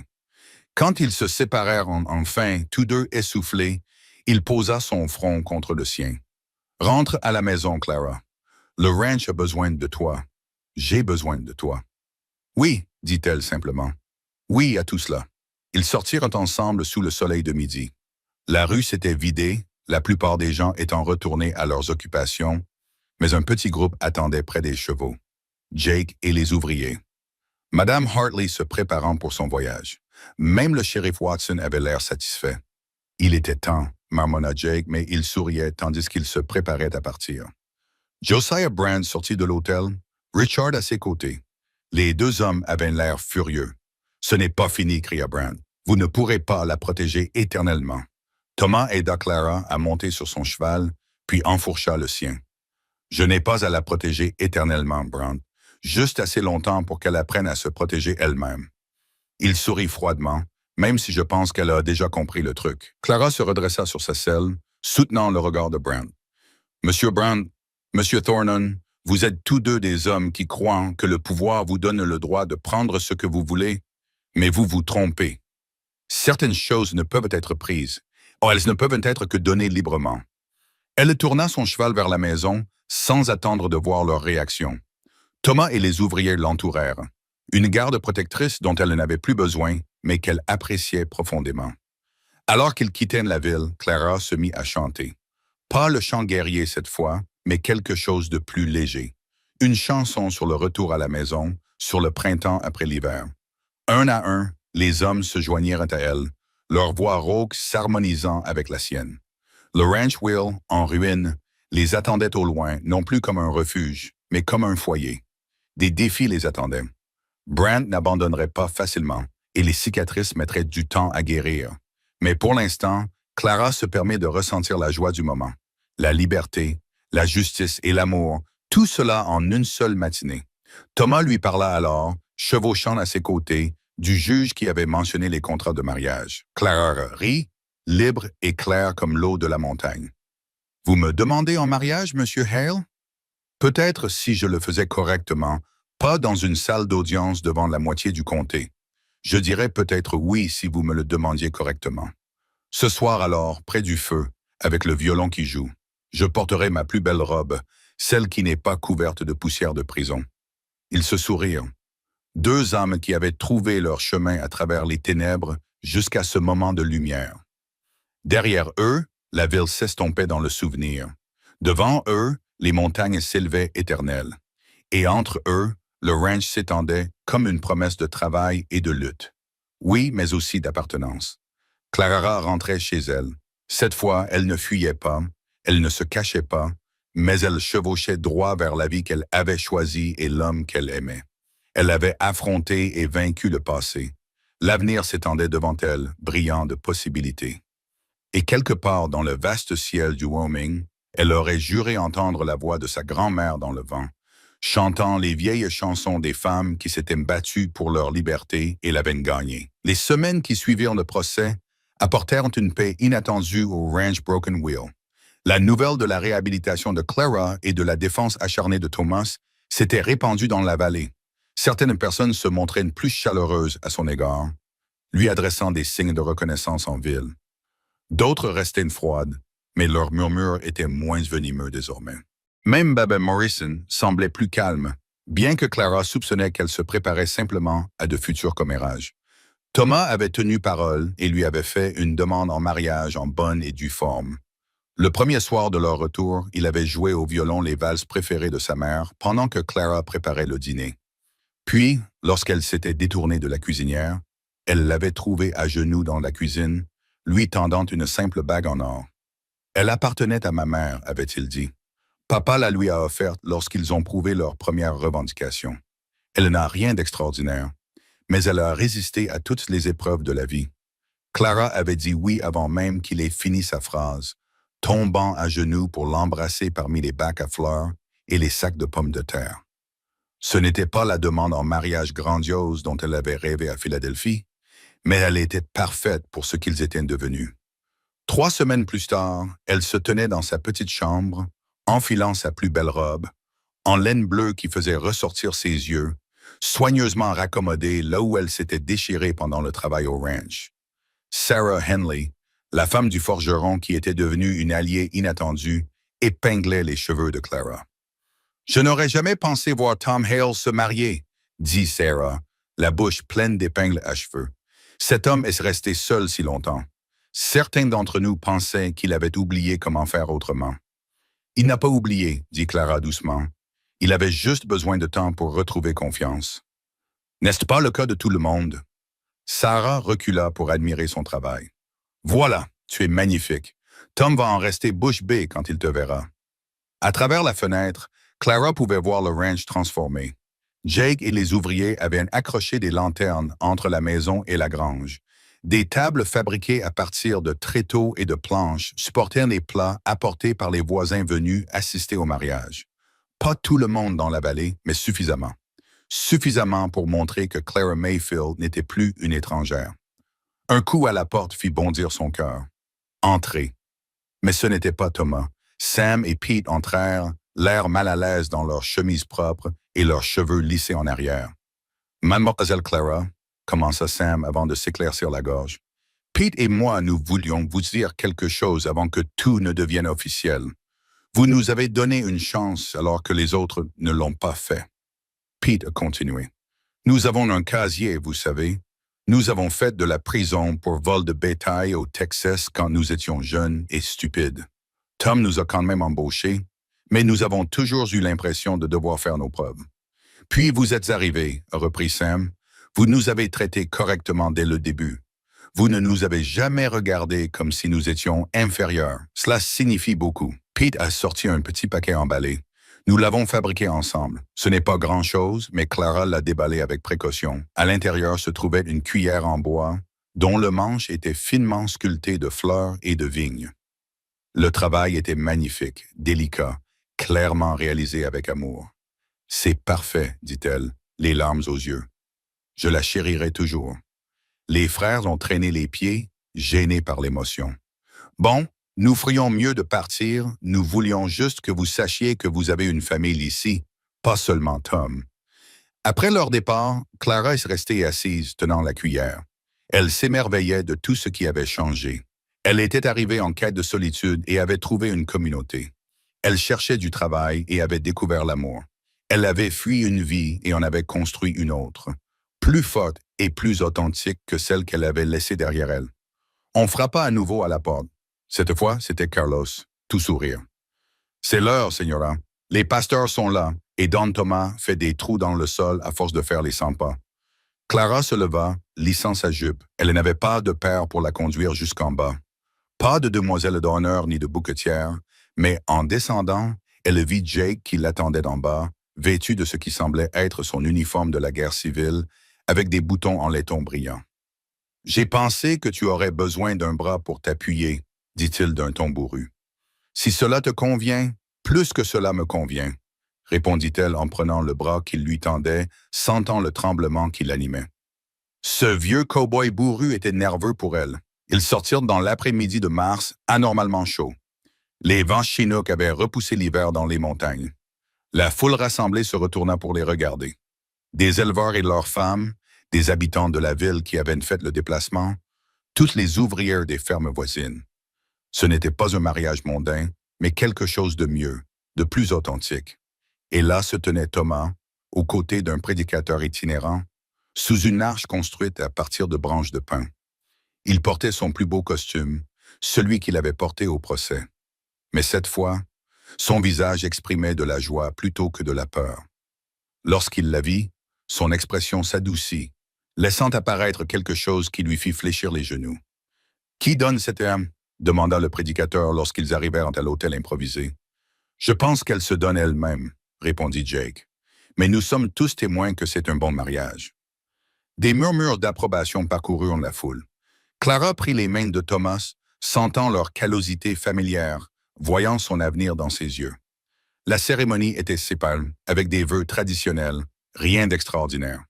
Mais lorsque Thomas dit « oui », sa voix résonna à travers le ranch avec la même assurance qu'il utilisait pour rappeler le bétail à la maison. Et lorsque Clara lui répondit, elle sentit les dernières chaînes de son ancienne vie se briser. « Je vous déclare maintenant mari et femme », déclara le pasteur d'une voix grave. « Vous pouvez embrasser la mariée. » Thomas l'attira vers lui, une main caressant son visage avec une tendresse infinie.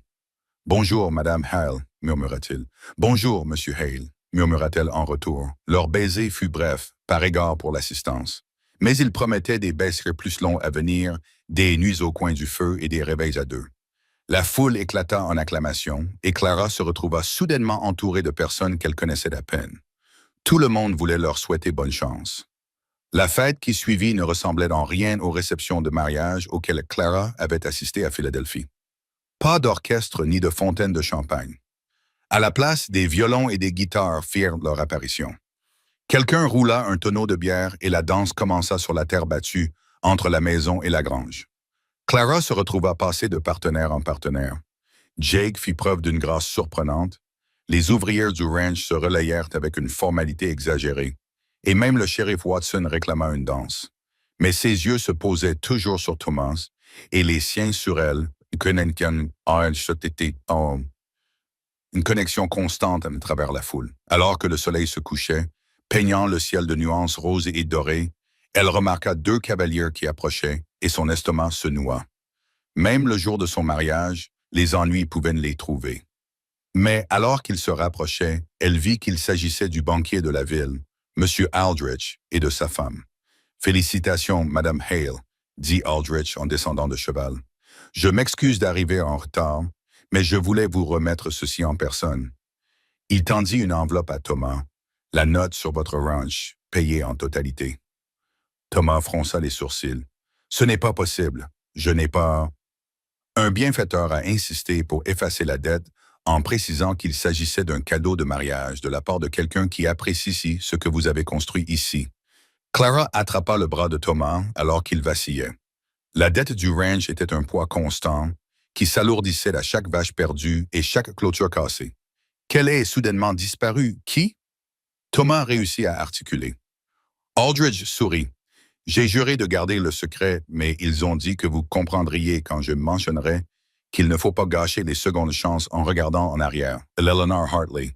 Ça ne pouvait être qu'elle. » Clara eut la gorge serrée par l'émotion.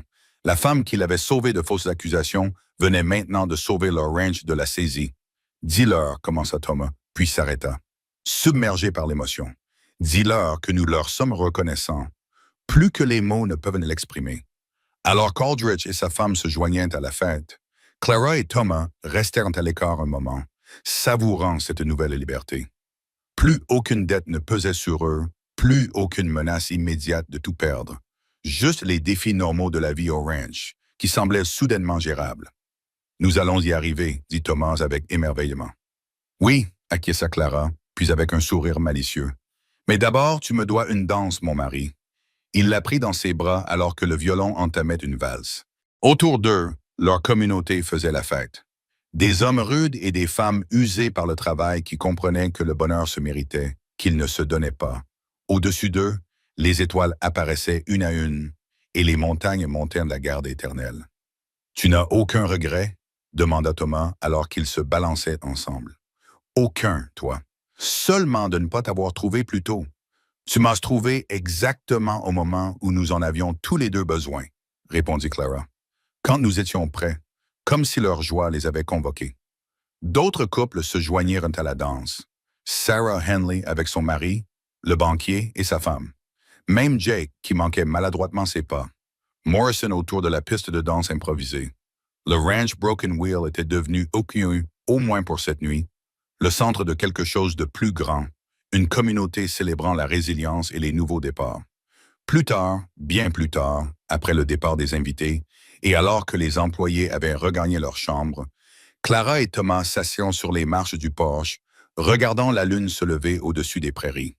Sa robe de mariée était poussiéreuse à cause de la danse, sa veste abandonnée quelque part dans la maison. Mais ils étaient mariés, vraiment mariés, et l'avenir s'étendait devant eux, plein de possibilités. « Chante pour moi, » demanda Thomas. « Cette berceuse galloise, celle de ta première nuit ici. » Clara s'appuya contre son épaule et chanta, sa voix portant à travers le ranch silencieux.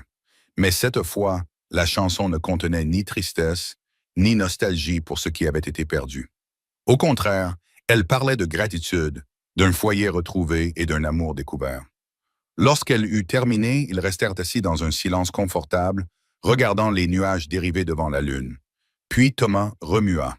« Clara, ce nom ne te convient plus. » Elle se recula pour le regarder. « Que veux-tu dire? » Clara était la femme qui fuyait, qui se cachait, qui survivait seule. Mais tu n'es plus elle. Tu es plus forte, plus courageuse. Tu as besoin d'un nom qui corresponde à ce que tu es devenu. Et quel serait ce nom? Il réfléchit. Je pense à toi comme à Grace, car c'est ce que tu as apporté à cet endroit. De la grâce, de la musique et de la vie. Clara. Non, Grace sentit des larmes couler sur ses joues. Être rebaptisée par amour, être vue si clairement et chérie si profondément. Grace Hale, tenta-t-elle. Oui, c'est qui je suis maintenant. Ils se levèrent ensemble, main dans la main, et entrèrent dans leur maison. Leur foyer leur apporterait demain du travail, du bétail à soigner, des repas à préparer, des clôtures à réparer. Brand causerait sûrement d'autres problèmes et le ranch ferait face à d'autres défis. Mais ce soir, Grace Hale chantait dans sa cuisine tandis que son mari jouait du violon près du feu. Ce soir, le ranch Broken Wheel n'abritait pas seulement deux âmes solitaires, mais une famille, trouvée, choisie et liée par quelque chose de plus fort que la loi ou le sang. Ce soir, le passé était vraiment révolu et l'avenir leur appartenait. Alors que Grace éteignait la dernière lanterne et suivait Thomas à l'étage, elle entendit le vent se lever dehors, apportant avec lui l'odeur de l'herbe printanière et des possibilités. Quelque part dans ce vent, elle imagina la voix de sa grand-mère se joindre à la sienne pour chanter une bénédiction sur cette nouvelle vie, ce nouveau nom, cet amour qui avait transformé une cuisinière en épouse et un éleveur solitaire en mari. Le ranch Broken Wheel s'endormit, enfin complet. Et le lendemain matin, lorsque le soleil peignit les montagnes d'or et que le bétail appela pour être soigné, Grace et Thomas Hale se lèveraient ensemble pour affronter tout ce qui les attendait. Toujours partenaires, le printemps arriva dans le Wyoming comme une bénédiction cette année-là, peignant les prairies en vert et remplissant les ruisseaux de la fonte des neiges. Le ranch Broken Wheel prospéra sous le partenariat de Grace et Thomas. Sans la dette écrasante, ils pouvaient investir dans de meilleurs animaux reproducteurs et réparer des équipements longtemps négligés. Les ouvriers travaillaient avec une vigueur renouvelée, sachant que leurs emplois étaient assurés. Grace s'était pleinement approprié son nouveau nom et son nouveau rôle. Elle continuait à cuisiner et à s'occuper de la maison, mais elle accompagnait également Thomas pour vérifier les troupeaux, apprenant à lire les humeurs de la terre et les besoins du bétail. Ses mains, autrefois douces, étaient désormais fortes et habiles. Ses chansons remplissaient toujours l'air du soir, mais désormais, le violon de Thomas l'accompagnait, créant des harmonies qui exprimaient le contentement et un objectif commun. Même Josiah Brown semblait s'être retiré, ses tentatives de harcèlement ayant diminué après le procès de Clara et l'arrivée du mystérieux bienfaiteur du ranch. Certains murmuraient qu'il avait trouvé d'autres cibles pour assouvir ses ambitions. D'autres disaient qu'il attendait simplement son heure. Grace s'en moquait, tant qu'il restait loin de leur terre et de leurs gens. C'est un matin de fin mai que tout s'est cristallisé avec une parfaite clarté. Grace se tenait sous le porche, regardant le soleil se lever sur les montagnes, une tasse de café réchauffant ses mains. Le ranch s'étendait devant elle, le bétail paissait paisiblement, le jardin qu'elle avait planté commençait à montrer des pousses vertes, de la fumée s'élevait du dortoir où Jake se plaignait sans doute de ses os qui craquaient. Thomas sortit de la grange et s'arrêta pour la regarder. Même à cette distance, elle pouvait voir son sourire, la façon dont son visage changeait lorsqu'il la voyait. Il leva la main en guise de salut et elle lui répondit, sentant cette chaleur familière fleurir dans sa poitrine. « Tu viens m'aider pour le marquage ?» demanda-t-il. « Après avoir fait lever le pain, » répondit-elle. « Quelqu'un doit bien nourrir vos cow-boys. » Son rire résonna dans la cour, riche et plein. Grace se rendit compte qu'elle ne l'avait jamais entendu rire lorsqu'elle était arrivée. Maintenant, il riait facilement, souvent, d'un rire aussi naturel que le vent dans l'herbe. Alors qu'elle se retournait pour rentrer, un mouvement sur la crête attira son attention. Un cavalier solitaire avançait rapidement et son cœur se serra. Même des mois de paix n'avaient pas effacé son instinct de crainte des visiteurs inattendus. Mais alors que le cavalier se rapprochait, elle reconnut Carlos, qui revenait de la ville où il était allé s'approvisionner. Il s'arrêta brusquement sous le porche, son visage habituellement joyeux désormais sérieux. « Señora Grace, vous devez voir ça. » Il lui tendit une lettre écrite d'une écriture élégante. Les mains de Grace tremblaient légèrement lorsqu'elle l'ouvrit. L'adresse de l'expéditeur était Philadelphie, mais l'écriture n'était pas celle de Richard. « Ma chère Clara », commençait la lettre, et elle reconnut l'écriture d'Eleanor Hartley. « J'espère que vous allez bien et que vous êtes heureuse dans votre nouvelle vie. Je vous écris pour vous annoncer une nouvelle qui, je pense, devrait vous intéresser. » Richard Thornton est mort. Grace s'effondra sur les marches du porche, continuant à lire. Richard avait provoqué un autre homme en duel pour un prétendu affront, son tempérament l'ayant finalement conduit à sa perte. Il était mort sur le coup, laissant derrière lui des dettes et des scandales qui auraient ruiné n'importe quelle femme qu'il aurait réussi à piéger. « Vous êtes vraiment libre maintenant », écrivait Eleanor. « Toutes les ombres qu'il jetait sur ton avenir sont mortes avec lui. J'ai pensé que tu devais le savoir afin de pouvoir enfin tourner définitivement la page. Vis bien, chère Clara, ou devrais-je dire Grace. Oui, j'ai appris ton mariage et ton nouveau nom, comme c'est approprié. Vis bien, Grace Hale, et ne regarde jamais en arrière. » Thomas apparut à ses côtés, ayant remarqué sa détresse. Elle lui tendit la lettre sans un mot, observant son visage pendant qu'il lisait. « Comment te sens-tu » demanda-t-il lorsqu'il eut terminé. Grace se sentait libre, triste pour le gâchis de sa vie, reconnaissante d'avoir échappé à tout cela. Elle leva les yeux vers son mari. « Mais surtout, je me sens libérée de tout cela. Cette vie, cette personne que j'étais, c'est comme si je lisais l'histoire d'une étrangère. » Thomas la serra contre lui et elle respira le parfum familier du cuir, du foin et de la maison. « Bien. Alors vivons la vie que nous avons construite, pas celle que tu as laissée derrière toi. » Ce soir-là, ils organisèrent leur propre cérémonie privée. Grace brûla la lettre d'Eleanor dans la cheminée, regardant le dernier lien tangible avec son ancienne vie se transformer en cendres. Puis elle et Thomas se rendirent sur la colline derrière la maison où ses parents étaient enterrés. « Maman, papa, » dit simplement Thomas, « voici Grace, ma femme. Je pense que vous l'auriez aimée. Elle a ramené la musique, le rire et l'espoir au ranch. Tout ira bien pour nous. » Grace s'agenouilla et déposa des fleurs sauvages sur les deux tombes. « Merci, murmura-t-elle, d'avoir élevé un fils qui s'est aimé malgré la peur, qui se bat pour ce qui compte, qui construit plutôt que de détruire. J'ai promis de prendre soin de lui et de l'héritage que vous avez laissé. Ils se restèrent debout ensemble tandis que le soleil se couchait, peignant le ciel de couleurs orange et violette éclatantes. En contrebas, le ranch s'installait dans sa routine du soir. L'harmonica de Jake se joignait au chœur crépusculaire des oiseaux et des insectes. Le bétail se coucha doucement pour la nuit. De la fumée s'élevait de la cheminée de la maison qui était désormais véritablement leur foyer. « Ne regardons plus en arrière, dit Grace. Seulement vers l'avenir, acquiesça Thomas. Ils descendirent la colline main dans la main vers les lumières chaleureuses de leur maison. Derrière eux, les montagnes montaient de la garde éternelle. Au-dessus d'eux, les premières étoiles apparurent dans le vaste ciel du Wyoming. Et entre eux, l'amour avait construit quelque chose de plus fort que ce qu'ils auraient pu imaginer.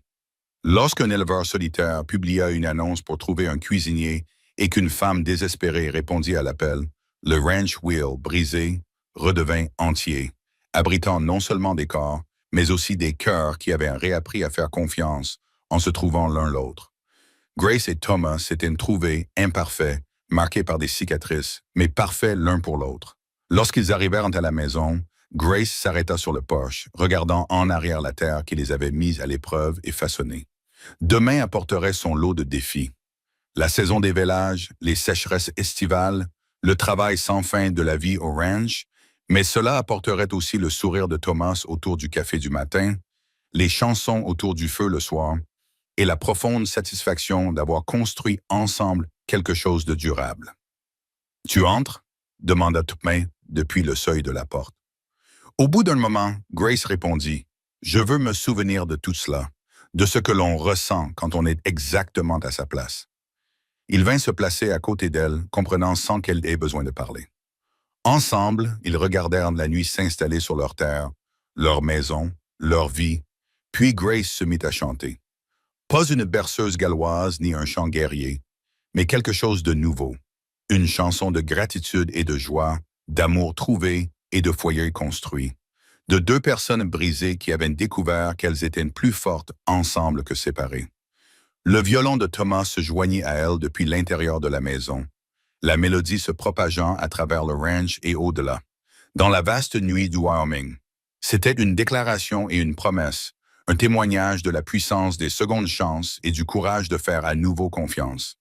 Le rancher solitaire voulait une cuisinière. La femme désespérée avait besoin d'un emploi. Mais au final, ils avaient tous deux trouvé bien plus que cela. Un partenaire, un foyer et un amour qui résisterait à toutes les tempêtes à venir. Le ranch wheel, autrefois brisé, résistait à l'obscurité, tel un phare d'espoir dans le désert. Et à l'intérieur, Grace et Thomas Hale continuaient leur duo, leur musique racontant l'histoire de deux âmes perdues qui avaient trouvé le chemin l'une vers l'autre. Merci d'avoir écouté cette histoire d'amour du Far West. Où êtes-vous en train de profiter de ce récit? N'hésitez pas à laisser un commentaire ci-dessous et à entrer en contact avec nous. N'oubliez pas de vous abonner à la chaîne From Wild West et de partager vos impressions sur le parcours de Grace et Thomas. Votre soutien est très important pour nous. Ó, Nossa, falta 4. falta 4 baldes ainda. Aham. Sério, não tanco mais esse barulho do caralho, assim, ó. Nossa, mas tem uns leite que não Obrigada. coisa. Já foi, já, aqui ligado. Deus te abençoe, eu vou começar a dar pros outros também. Por que vocês estão tomando leite? Que a gente tá A gente bêbado. bebeu demais. Nossa, esse aqui não mexeu a minha barra. Não ajudou, não ajudou, não. Não ajudou, não. Eu preciso, por favor, de mais leite. Calma. Deixa eu ver agora Dá como é pra que tá deixar a uma situação. vaca aí? Deixa eu pegar o leite. Meu Deus, eu ainda preciso de 2 baldes. Eu quero leite. Foi só um abraço. Eu acho. Ou acabou Obrigada. Vamos ver. Também quero. E com legal. Me deram bebida alcoólica, eu não consigo mais andar em linha reta. Toda vez que eu Eu ando, eu falo assim, ai, eu tô- sei o que você tá passando, Luizão. Você vai ter que tomar muito leite. ó. Parecendo o S da Perdigão, mano. Não, você vai ter que tomar Ai, muito leite, mas muito leite. Alguém tá me muito, empurrando. né? Mas muito leite. Ai, eu tava com medo de você tá na mesma situação e quando você fosse fazer um cabum, ia... Nossa, parou. Depois que zerou. Mas demorou, viu? Tem uns leite que não abaixa, viu? É complicadíssimo. Verdade. Mas é pegar Não. todos, cara. Cara, enquanto esse mod Gente, é não legal, fui eu é que uma dei a maldição esse plugin. Acho que já acabou, acho. Olha isso, mano. Eu ando pro lado. eu ando, eu vou me esbarrando, que burra. Agora eu estou Galera, mais bêbada. pessoal, Thank you. Geral ficando Eu acho bêbado que já antes tá. de ir pra guerra, né? Como na era medieval. Mas o que você está pensando? Então é isso, Que Eva, que você eu tenho prefere as que cafeteiras. Não é isso que você está pensando, Mi. Não é isso que você... Foi só um expresso. É que eu sim. pedi. Já queimou? É sim. Tá, Pedra. tá. Não teve nada mais. E eu descobri que eu não tenho cabo de você indução. ganhou, que merda. Entendeu? Então não teve nada muito. Ah, assim. seu bobo. Não foi nada por Olha, isso aqui indução. é Então bem esse Nick vídeo não Link, pode essa ser da pose cafeteira. aqui, ó. Esse filho é nosso, O Eva. quê? O filho é da... O quê? Oi? Não. Filha da padeira. Ah, tô fedendo. Esse filho é Pra quê? nosso? Era Não, fofoca? Deixa eu ver a fofoca. Olha o Ah, é do Mamuque, olha o ovo! Mamuque, ó. Foi tu que botou o ovo? Eu achei o ovo e a gente adotou. Eu coloquei Olha. na barriga da Eva. Meu Deus do Ela céu, me mano. engravidou. Lindo, Essa se lore você é colocou na muito barriga, esquisita. da barriga da Eva, então vocês Quem que deixou essa lore vão existir, criar sério? juntos. Que é isso? Isso, só que era um ovo Sim. de fênix. Aí a Eva foi perguntar pra Serra se tinha alguma coisa a ver, se eu tinha feito Ai, alguma meu coisa com a Deus. Serra. É. E tinha deixado Você não- a, você não vai ter a irmão, Eva não. como barriga de aluguel. Nossa! Acho que isso não Mas nasceu até agora, Não, gente. eu achei Não. numa casa Pior que abandonada é. e decidi adotar. Isso Pelo amor de Deus, Bagi. Pelo Será amor que isso de vai te Deus. transformar em, agora, tipo, eu uma vou tia raro. distante da Serra? Pariu. Evento Shiny. Será É. que a gente adotou alguém? Da família da Será? Serra? Pode ser da família da ser. Serra? Será? A serra aí. Pode ser. Chegou. Pode ser alguém da Olha, sua família? Eu não Vem, botei nenhum isso. ovo, eu não pus um Esqueci de ovo habilitar o dentro negócio da do Eva, emote. eu não quero pôr Quem é o de dedo rosa? dentro da Eva. Nossa. Fica no Essa aqui? pensamento. Bagi, socorro. Você não conhece a Yasmin, Fica no Trevor? campo da... foi da- muito da- bom. Não, ele não Isso me foi conhece. muito é. bom. Mas eu não Sério? te Vocês traí, nunca se tá? viram? Eu não te É, traí. Socorro, Bagi. Ela Não, me peraí. traiu com uma cafeteira. te Ela disse traí, que tinha Mi. feito um Mas, expresso com a cafeteira. Eu só pedi um expresso. O que que eu faço? Como que eu competo com Sim, isso? ele ficando resolveu me louca. odiar agora. O que será que vai nascer Fudeu, disso? foi. Caralho, Alguém eu joga te leite em mim. abraçando. Aff. É que somos Não, nada. ele joga leite em mim, não. Você tem que beber, não é quê? jogar, não. Acho que você se ferrou, minha amiga. Tu tá com a skin do coisa? Eu acho que você se ferrou. Por De quê? quê? Por quê? A nova? quê? Porque ele é mais ciumento que o GG. What Ele consegue happened? ser mais ciumento que o Joga leite em GG. mim, Peck. Putz. Percebi isso aí. O negócio é que eu não fiz nada, Bia. Se eu tivesse Ele feito tá com a alguma diabetes, coisa, que ela mas eu já não tá, fiz ela nada. já tá com o negócio Ah, da armadura. você quer Não, mas acabar é porque comigo, assim, né? Você quer a minha Acho que destruição. Você quase Já, foi já, mãe já. dele, O ele meu te foi voltando ao amava. normal, Você quer a Agora. minha Pelo menos destruição. é mesmo? Seu filho, né? Bom. Obrigado, Aí amor. você tem que Por cima perguntar das pra ele. pessoas. Vou beber bem hoje pra ninguém saber. Mas você é um fantasma, você é fatal, Vou Iris. beber ali em cima. Não, aqui Não dá pra dá, ouvir. não dá. Morro de medo. Tá maluco. Medo Nossa, dessa eu nunca Limão. deveria ter revelado essa informação pra Iris. Nunca. Medo desse... Ué, tá no Eu TikTok morro aqui? de medo dela, porque toda vez que ela aparece perto de mim, eu tô Peraí, falando eu alguma vou inventar. merda e ela me Complicado, olha com tá cara de complicado. julgamento e vai embora correndo. Correndo não, né? Vai embora lentamente. Aí que tá. Essa é a aura Sei da bem Iris. que cara que é, Eu vou sei bem que relogar, cara que é. peraí. Ela me dá um. Não, Mano, acho ela que me não dá um. precisa, não. Foi exatamente o que ela fez agora. Tá todo mundo bugado É. pra mim. E aí eu sempre Como achei que que ela tá? me Todo mundo com odiava. E aí eu armadura, morro de pelo medo menos? dela. Ela Não, sabe pra mim voltou normal seus de podres, novo. então. Ela Dá sabe reload de todos os out, meus dá podres. reload Ela out. sempre esteve lá me observando com essa cara. Eu vou dar eu vou É relogar, peraí. foda. Vocês. Ela sempre vai estar lá. Cadê minha filha? Olhem esta Isso. forma de cair que eu descobri, olhem só. Sabe o que é o pior? Agora ela sabe que a minha fraqueza é ela. Vamos Igual ver. uma tauba. Aí é foda, você Eva é revelou, boa, né? olha. Não é que, pra ter revelado. É que eu não, achei. vai. É que eu tava off live Mas, e aí a nossa, Nogal tô muito entrou pra feliz por ajeitar as você, binds dela e eu Obrigada, falei. Yasmin. a Ah, eu tô 013. sem o negócio E de aí, abraçar, mas aqui, eu ó. vi que a Nogal tava em live. Obrigado. Virou É, heterotop. é, Ele E agora não abraça, só ele ele não sabe, faz todo nada, mundo ele sabe. só- Peck, O braço dele não chique. consegue dobrar pra Oi. abraçar, Anda sabe? Ele cá. tá muito musculoso. foi? pra O ele. que foi? Genuinamente. É, agora ela vai Eu usar contra você, né? genuinamente Tá machucando meu achei pescoço. que a tua skin era prank. Bate aqui no meu pescoço. Isso, bate no meu pescocinho, Então, bate. Era Isso. prank. As minhas fraquezas estão É sendo uma escolha expostas. duvidosa, né? Eu não vou mas- sobreviver até a batalha Não, final não. contra o Araldo. Você achou que era Eu vou falso? morrer do Araldo coração vai- pra Iris Achei. primeiro. Achei. Às vezes Não, a gente ele tem que vai- aceitar, ele vai né? pegar Eu uma mesma foto da tô Iris pensando e em ficar deserdar. gravando na tua cara. Eu mesmo. Por quê? Araldo. Obrigada. Araldo é mais fraco. Eu prefiro o Araldo. Eu prefiro o Araldo, não. Eu prefiro lutar contra o Araldo. É que agora eu sou meio que hétero top, sabe? Sabe, Serra? É, a Nogal Mano, me ele mostrou. ele Meu gosta Deus. de Super, enfatizar que ele é super heterotop, né? triste. Isso é Você Perdão, tem um oi? mundo de. Você tem Isso várias é histórias muito Comida, porque loucas. você Em todas eu acho que você me odeia.